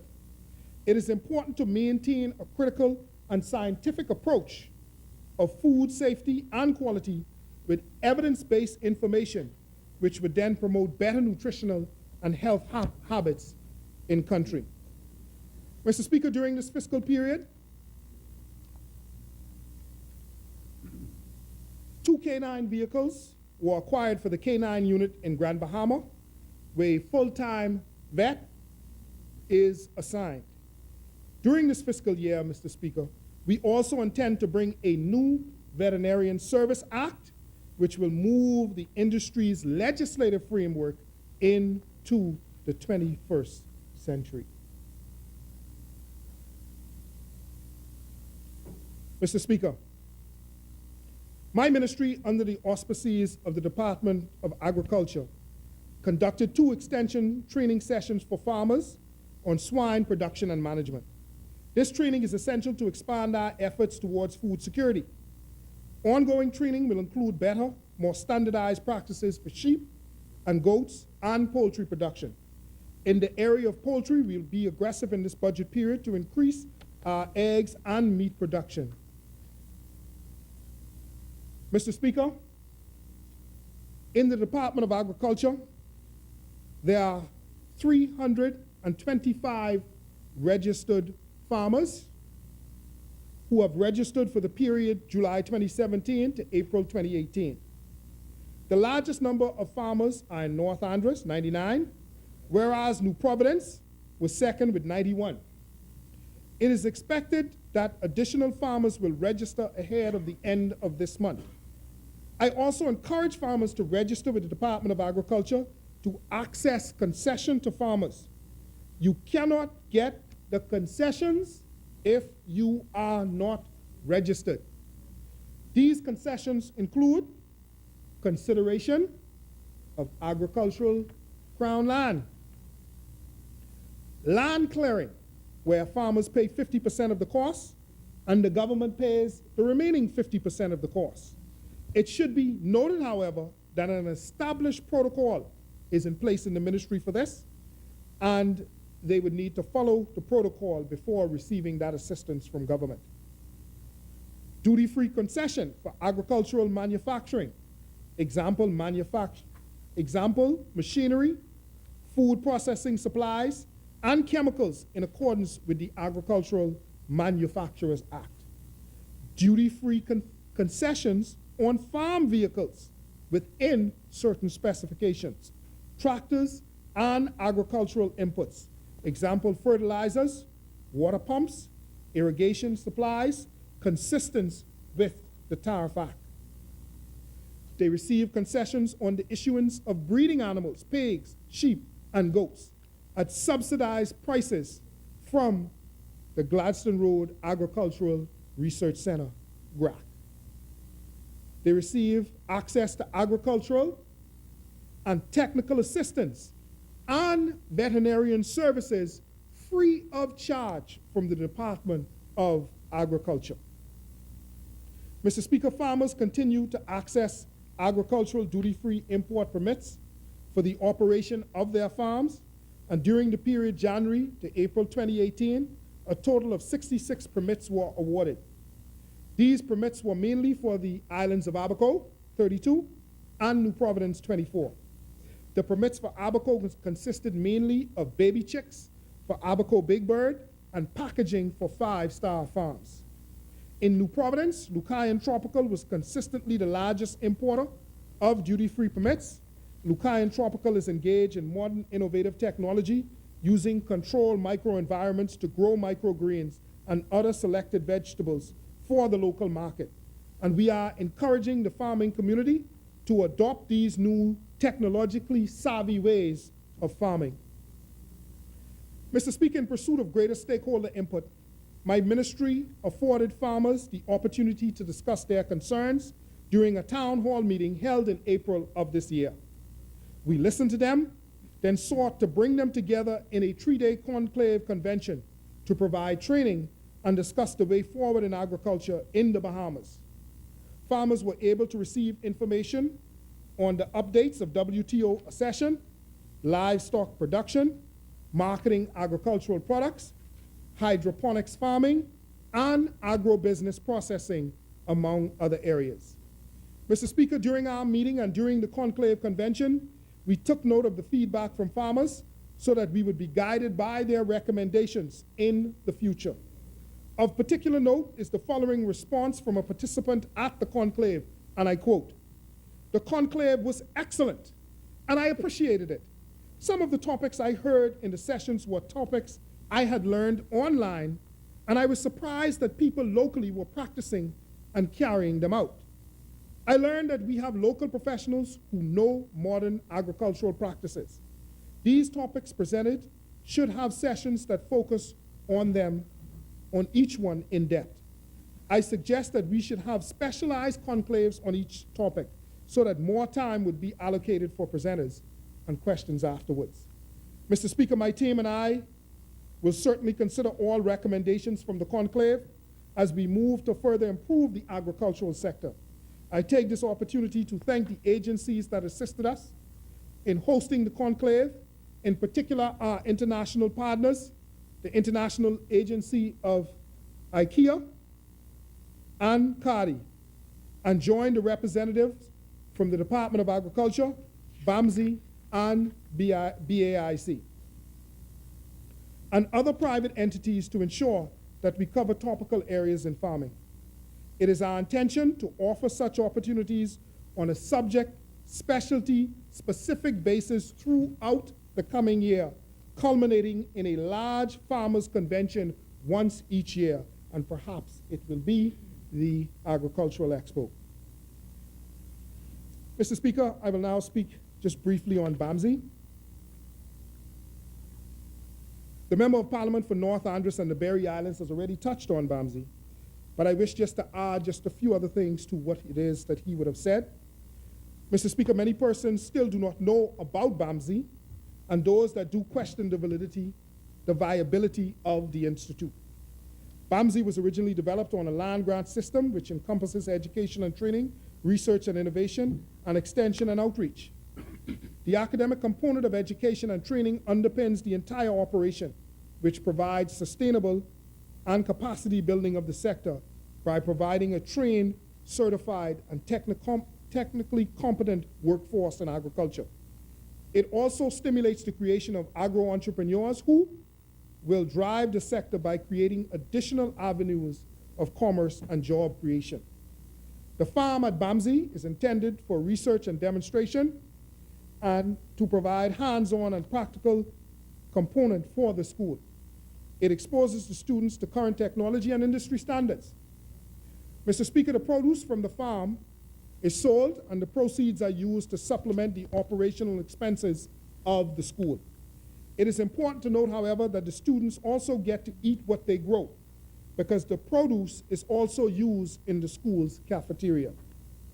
Mr. Speaker, BAMSI has great potential, and this administration has increased its recruitment efforts for students. And as was said by the member for North Andros, as a result, BAMSI will see its largest freshman class to date in August. Currently, the government provides all students that are accepted into one of BAMSI's degree programs with a room and board scholarship. The scholarship covers 75% of the original cost. This incentive eliminates the challenge of searching for accommodations in North Andros. It also proves our further commitment to the goal of food security and, more importantly, to food sovereignty. The school offers associate degrees in agriculture, aquaculture, marine science, environmental science, and agribusiness. Our national body, as was also said by the member for North Andros, our national body has given BAMSI its accreditation, which is, Mr. Speaker, a great achievement.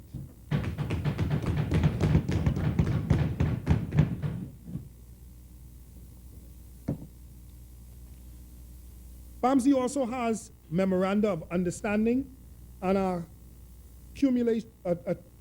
articulation agreements with approximately 10 universities and organizations combined, and 10 more are currently pending. The list, Mr. Speaker, continues to grow. BAMSI's graduates are enrolled in Ocean University in China and the University of Ozarks in Arkansas. Mr. Speaker, during this fiscal year, BAMSI's degree program graduated some 19 students.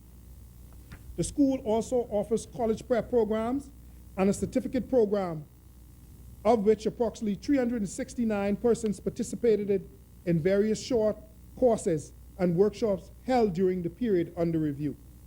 The areas covered included, but were not limited to, horticulture, environmental policy, and conservation, held in partnership with Goshen College, and Intro to Plant Science and Identification of Plant Species.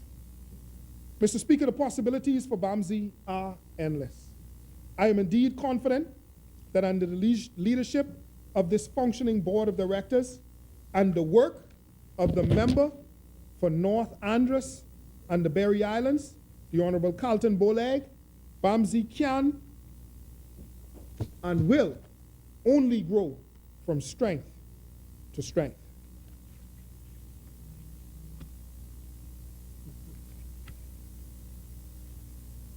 I now turn, Mr. Speaker, to another part of the portfolio entrusted to me, the Department of Marine Resource. Mr. Speaker, the Department of Marine Resource, in November 2017,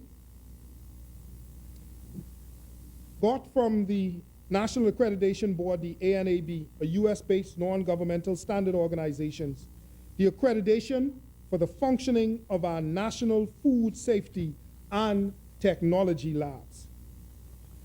This accreditation provides confidence for international and local customers in the systems and accuracy presented in the products and services they purchase from our marine environment and from our fisheries. Another success of the DMR in terms of standards is the amendment of the harvest control, the HCR, relating to crawfish.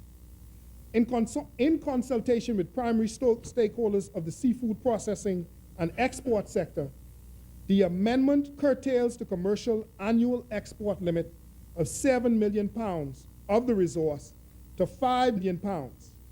This amendment became necessary based on a 2017 stock assessment and ensures a sustainable fisheries for future generations. Mr. Speaker, my ministry is very concerned about the security of our fisheries stock, which is at risk for overfishing by non-nationals. Approval was recently given for the Department of Agriculture, for the Department of Marine Resource to acquire a fully equipped 24-foot Boston Whaler Justice Marine Patrol craft, which will be based in the Abacos.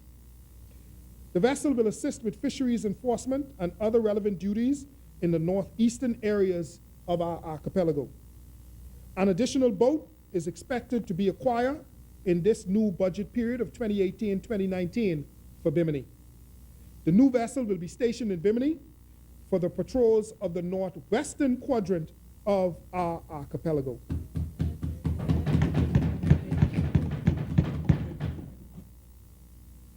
Mr. Speaker, the DMR, Department of Marine Resource, has concentrated heavily on training of its staff, particularly training of 25 officers from the islands of New Providence, Great and Little Abaco, Grand Key, Grand Bahama, Long Island, Exuma, Eleuthera, North Andros, Mangrove Key, Bimini, the Berry Islands, Crooked Island, Aucklands, and Cat Island. They have also hosted a sanitation control training session for stakeholders to discuss seafood processing and exporting. and there were 21 participants, Mr. Speaker, in that session. Mr. Speaker, we had 26 participants who were hosted to the HAZMAT, which was the Hazard Analysis Critical Point Control Point Training course, to help stakeholders identify hazards that might be associated with their products and formulate relevant control strategies related to gain entry into foreign markets. HACCP training and certification, Mr. Speaker, is absolutely critical if we are to maintain the capacity of us to be able to export to Europe and to elsewhere around the world, which is important for WTO. Mr. Speaker, it is important to note, as I said just now, that all of these innovations are required for accession to WTO.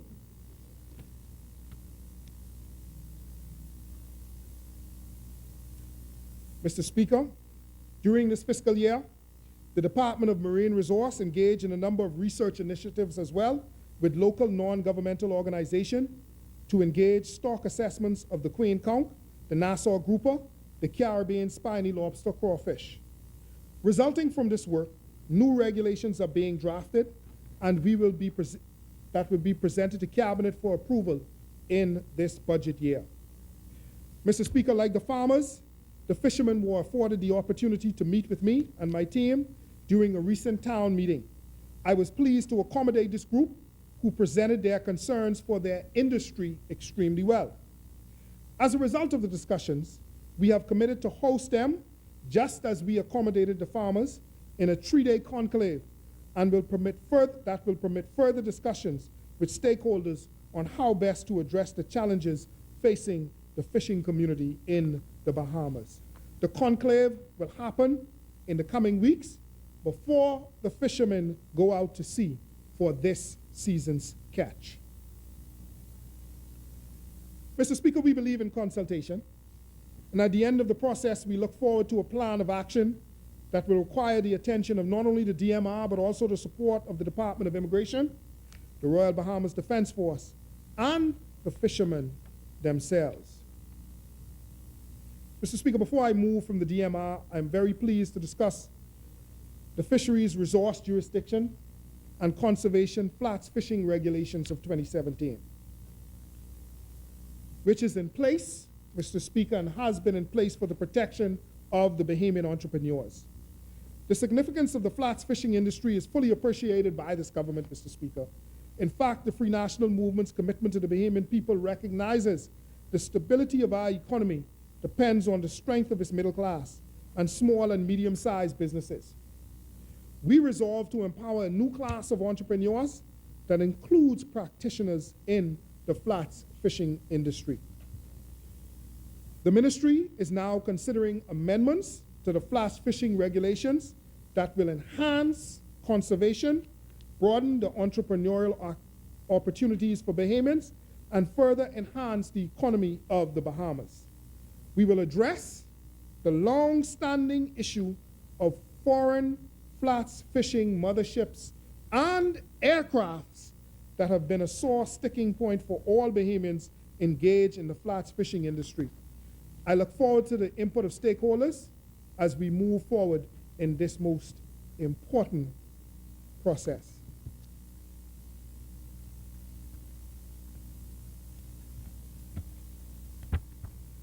Mr. Speaker, I now turn to another area of the Ministry of Agriculture and Marine Resource. There are lots of areas in this ministry. Big time, bro. Good work, good work. I will now speak to the issue of cooperatives. Mr. Speaker, we now turn to the Department of Cooperative, which aims to promote ownership of competitive and adequately supervised enterprise by ensuring adherence to law, international standards, and best practices.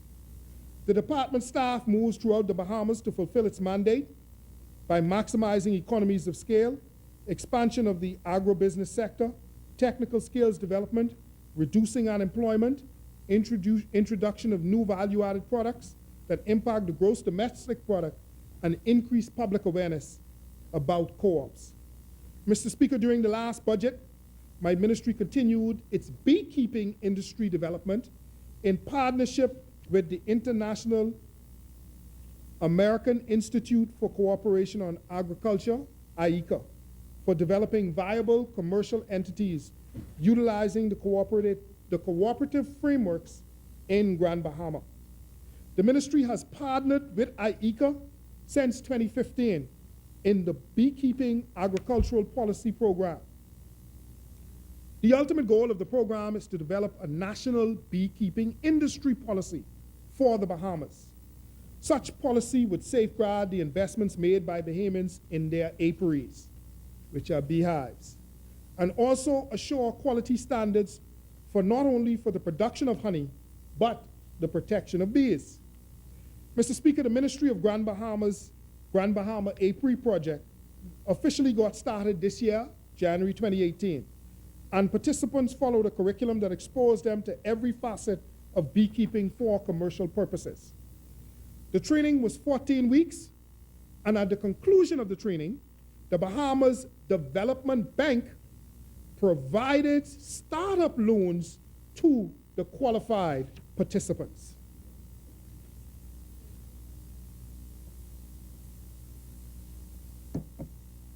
The objective of the project are to train at least 20 apiarists, beekeepers, entrepreneurs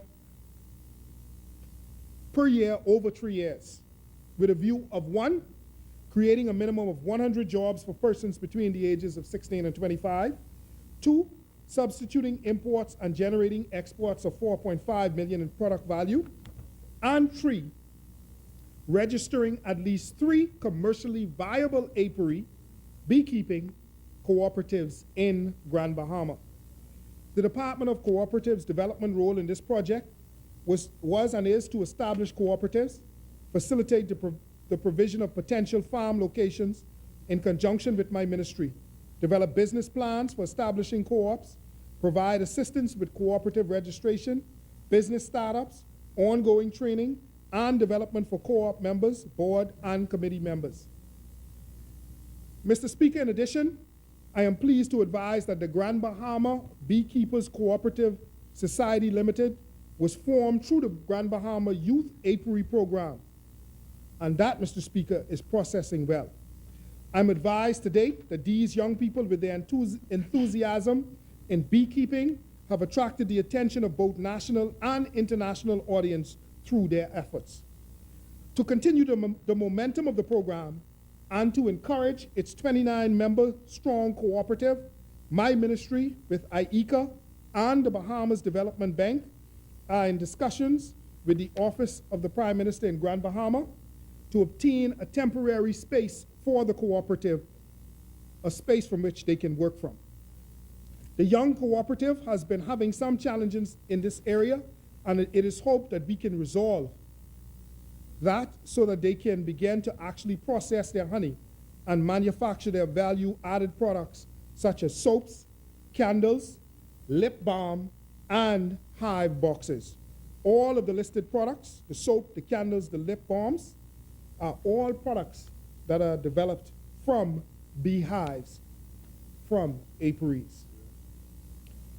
Mr. Speaker, several of the cooperative members have branched out into companies that specializes in aspects of beekeeping.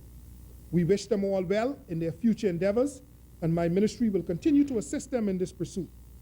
We will continue to offer some full support to the country's cooperative sector in general as we move forward. Mr. Speaker, the Ministry of Agriculture and Marine Resource hosted the Agribusiness Expo 2018 in March after a 1-year hiatus.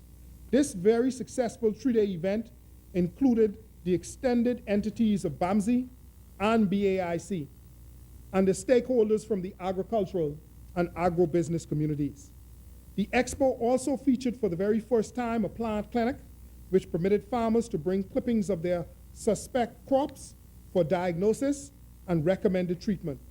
The public was also able to listen to lectures that featured topics such as crop production and drip irrigation for backyard farming, and how to set up a cooperative. In addition to the lectures, they were also able to view live demonstration by a butcher on meat fabrication and cooking demonstrations by local chefs on creative food dishes. Many persons were eagerly awaiting the opportunity to sample the meals that were prepared right before their very eyes, and the local chefs did not disappoint.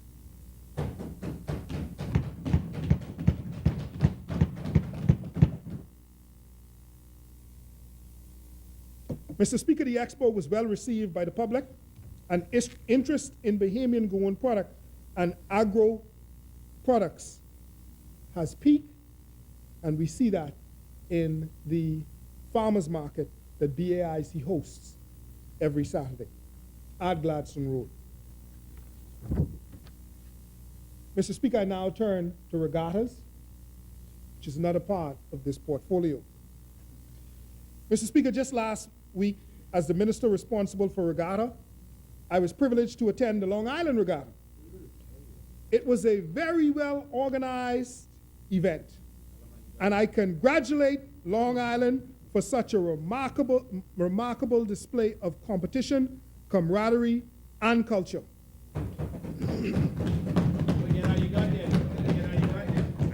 The Minister of Tourism wants me to tell you how we got there. We got there through 2 additional flights Bahamas Air had to put in its service because of, well, 3, because of the demand for persons wanting to go down to Long Island. I say 3.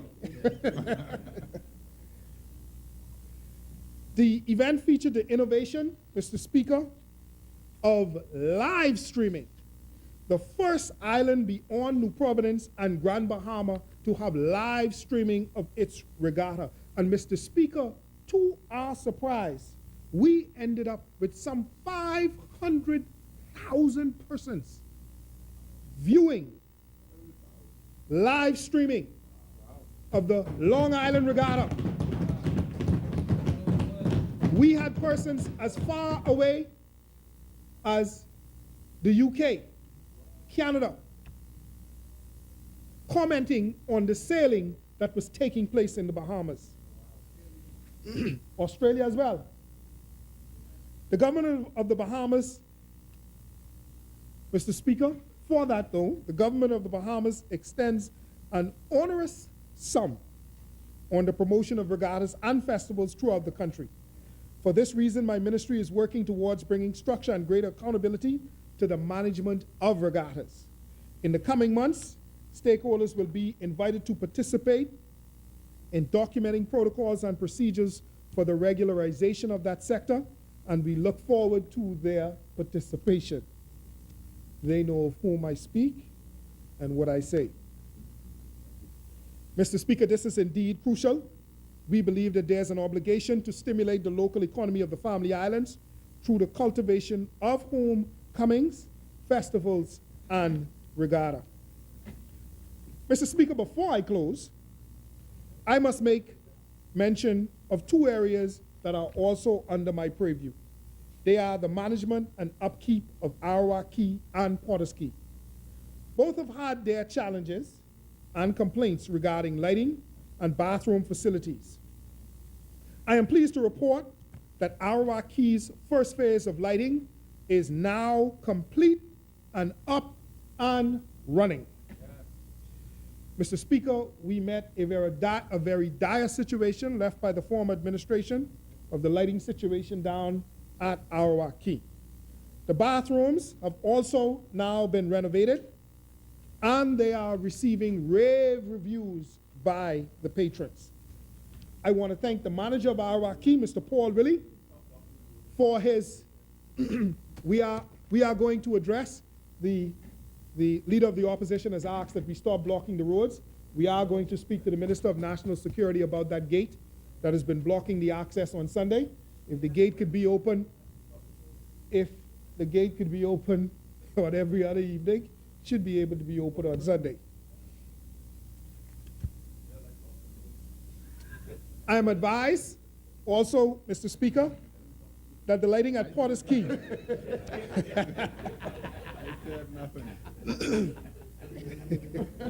I only want 1/10 of that strength that you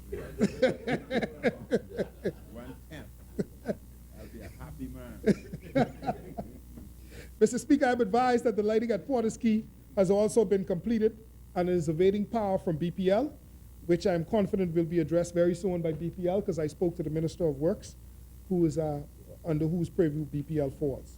The renovations of the bathroom at Porter's-Key will commence in the ensuing weeks, bringing further relief to customers and visitors alike. And so I want to thank, Mr. Speaker, the manager, Bishop Minnis, for Porter's-Key, who's doing an excellent job on Porter's-Key as well. Mr. Speaker, I have had the occasion also to meet with the association from both of those areas. I've heard their concerns, and they have heard mine. I shall move, Mr. Speaker. I want to say this again. I shall move, Mr. Speaker, to take action on the subletting that exists at Porter's-Key and Arawa Key.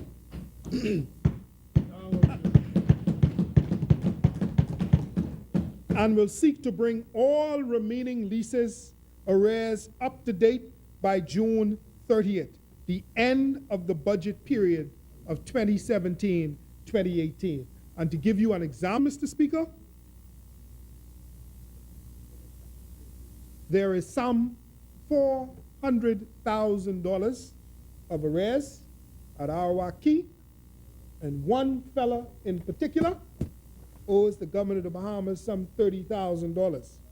He's been allowed to get away with that for far, far too long. He knows of whom I speak. Mr. Speaker, it was in March, and I want to say, Mr. Speaker, it was in March that I foreshadowed exciting times for the Ministry of Agriculture and Marine Resource. I trust, Mr. Speaker, that my long account of our stewardship for and on behalf of the Bahamian people supports the implementation of this government's policy agenda, and that we are on course to securing the core fiscal objectives we have laid out in this budget. Assuredly and wholeheartedly, Mr. Speaker, I remain focused. I thank my permanent secretary, Ms. Fredra Raming, and my administrative and technical teams for their dedication to the task at hand. And I thank all of the supporting members of my staff, better known in the government service as the team that gets it done. I look forward to another year, Mr. Speaker, Lord willing, of national service. Mr. Speaker, I want to again reiterate my full support, and I say full support, for the budget of this here Bahamas and the policy agenda that will secure all of our fiscal objectives on into the future. And with that, Mr. Speaker, I had about 6 minutes.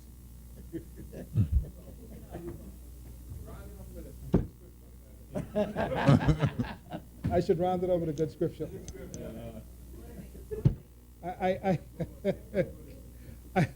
You know, Mr. Speaker, speaking about that,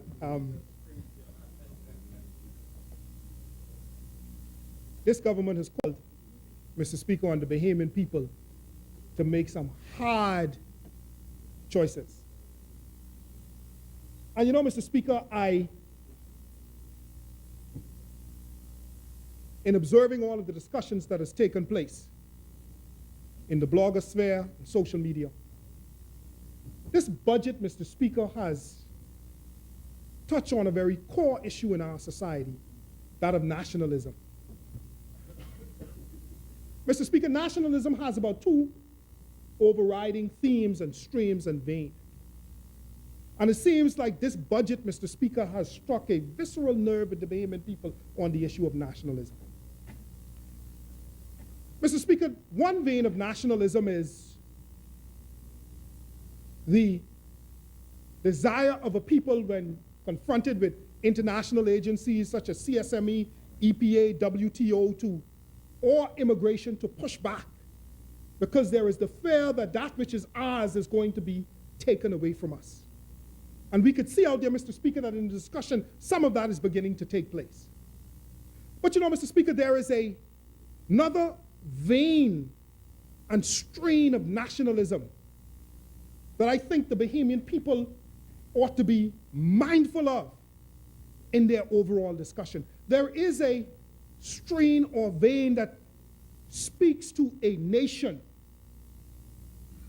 sitting down, considering where it is, and deciding to make hard choices to address its issues so that future generations of that nation will be put in a different and better place.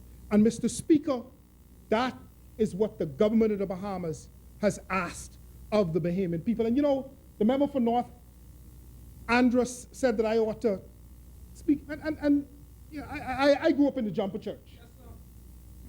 I grew up in the Jumper Church, and you know, the good book says that you ought to train up a child in the way he should go, and when he's old, he'll not depart from it.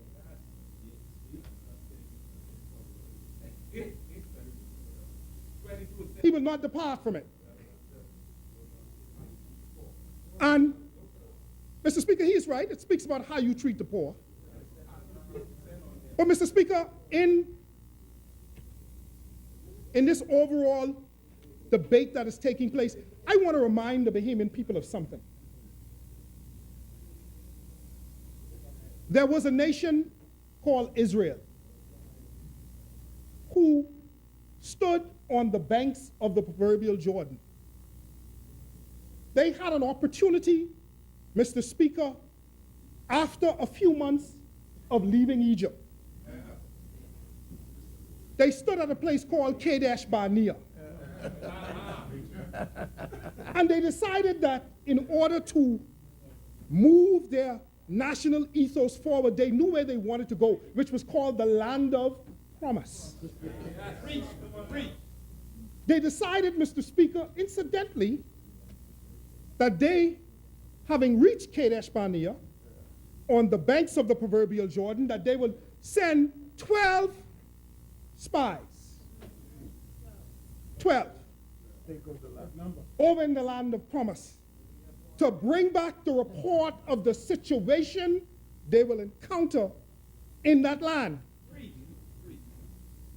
The spies went. The spies returned.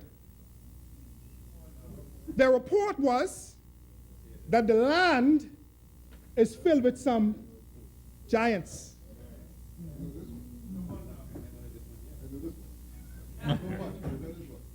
The Bible records that the people, when confronted with the giants, decided that they would murmur, that they would cry, they would complain, and as a matter of fact, it said they took up stones to stone 2 fellas. Sounds familiar?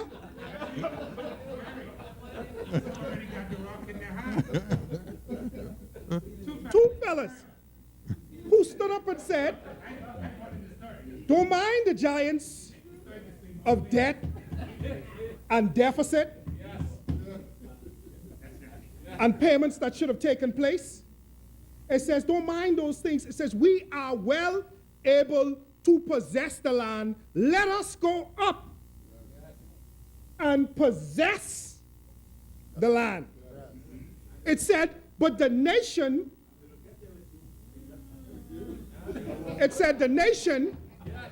yes, it said the nation decided no. As a matter of fact, they took up stones and murmured all night. They wanted to stone them 2 fellas. One was called Joshua, and the other was called Caleb. Mr. Speaker, what was the result of that nation when that nation came to the crossroads of making a difficult decision? They decided they ain't going. They decided they ain't going. You know what the Lord said to them?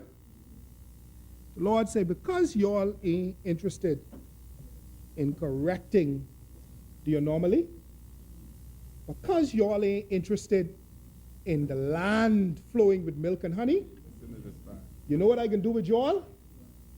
since you all say that those giants were too difficult, and they would destroy, and they would destroy your children, and they would destroy your children, you know what I will do with you? I will run you around in the desert of destiny for 40 years. Oh, y'all out for a long time.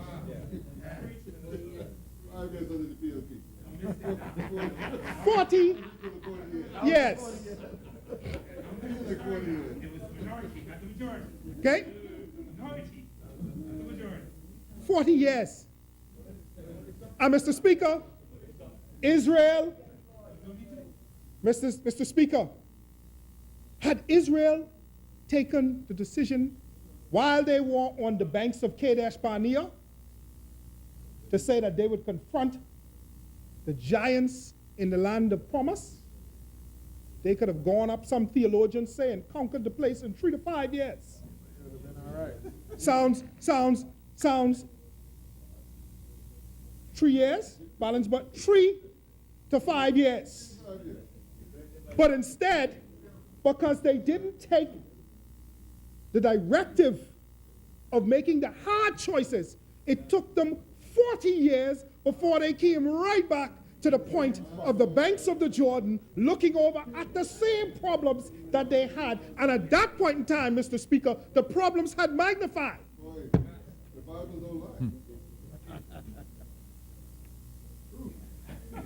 And so, Mr. Speaker, I say this.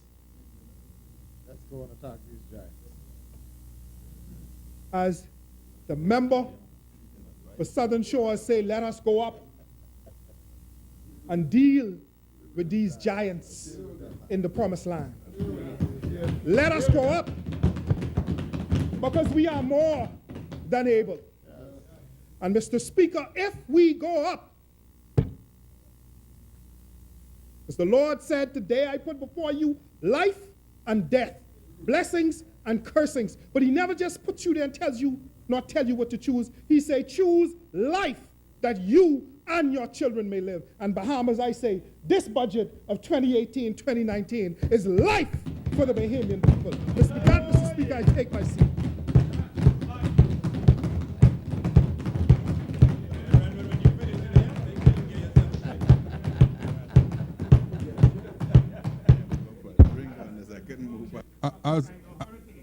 As many.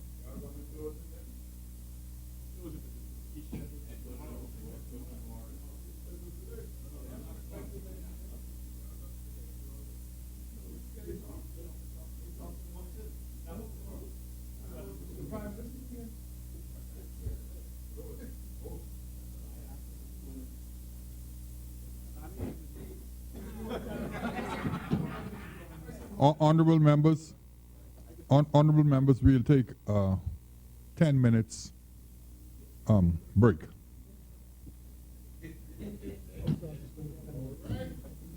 The House stands suspended for 10 minutes. The chair recognizes the honorable member for Mangrove Key. Yes. The chair recognizes the honorable member for Cat Island, Rum Key, and San Salvador.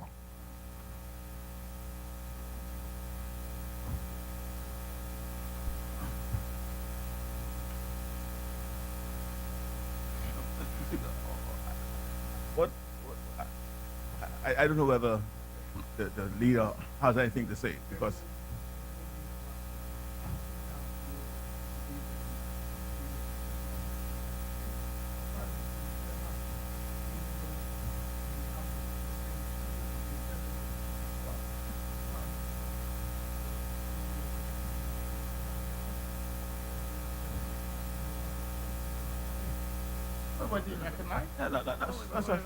The chair recognizes the honorable member for Cat Island. First of all, What I'm saying, leader of the opposition, what I'm saying is this. Very fair. Yes, yes. Yes. The chair recognizes the honorable member for Cat Island. The member for Mangrove Key and South Andrews was in his constituency today. That was indicated to the leader of the government business and the whip. And we indicated to him that he will be off and until tomorrow.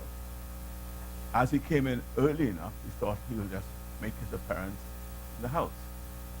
He didn't come to speak because it was agreed that he would speak tomorrow. Now, in this chamber, you are the leader. You are our leader. And all of us are equal. And he's over in that other place in his cabinet, but then that's where he would rule. I expect that they will follow him here, but at the very least, if he wants to be the leader of government business, and if he wants to be the whip, let him be that. So we know who to speak to. But if the leader of government business and the whip has an arrangement with the opposition, he ought not to be threatening us that he'll shut down the debate because he wants to change the arrangement. That's the point we want to make. So let us, if we're going to be fair, let us follow what we agreed to. That's all. Yes, the chair recognizes the honorable member for St. Anne's.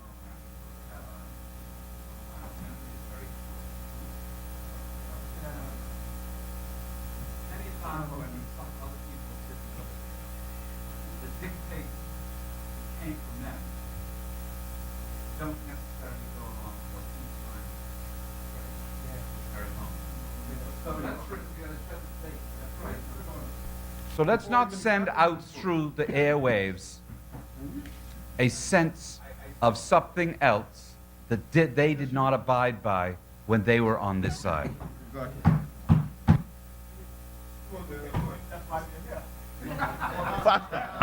And maybe we should follow that.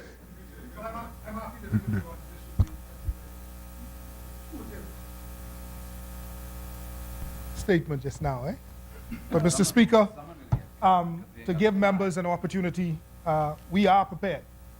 And the member for Marathon would have spoken. But to give members an opportunity, Mr. Speaker, for us to show our requisite respect for those who would have lost their lives in the tragedy on Labor Day.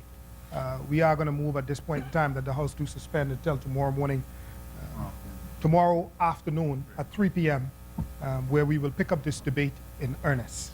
So I do move now that the House do suspend until 3 p.m. tomorrow afternoon.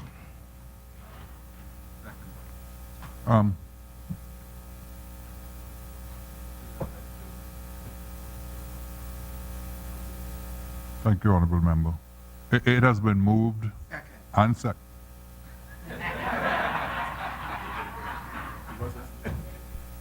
It has been moved and seconded that the business of this House do suspend until 3 p.m. tomorrow afternoon. As many as are in favor will remain seated. Those who oppose will stand. The business of this House stands suspended until 3 p.m. tomorrow afternoon.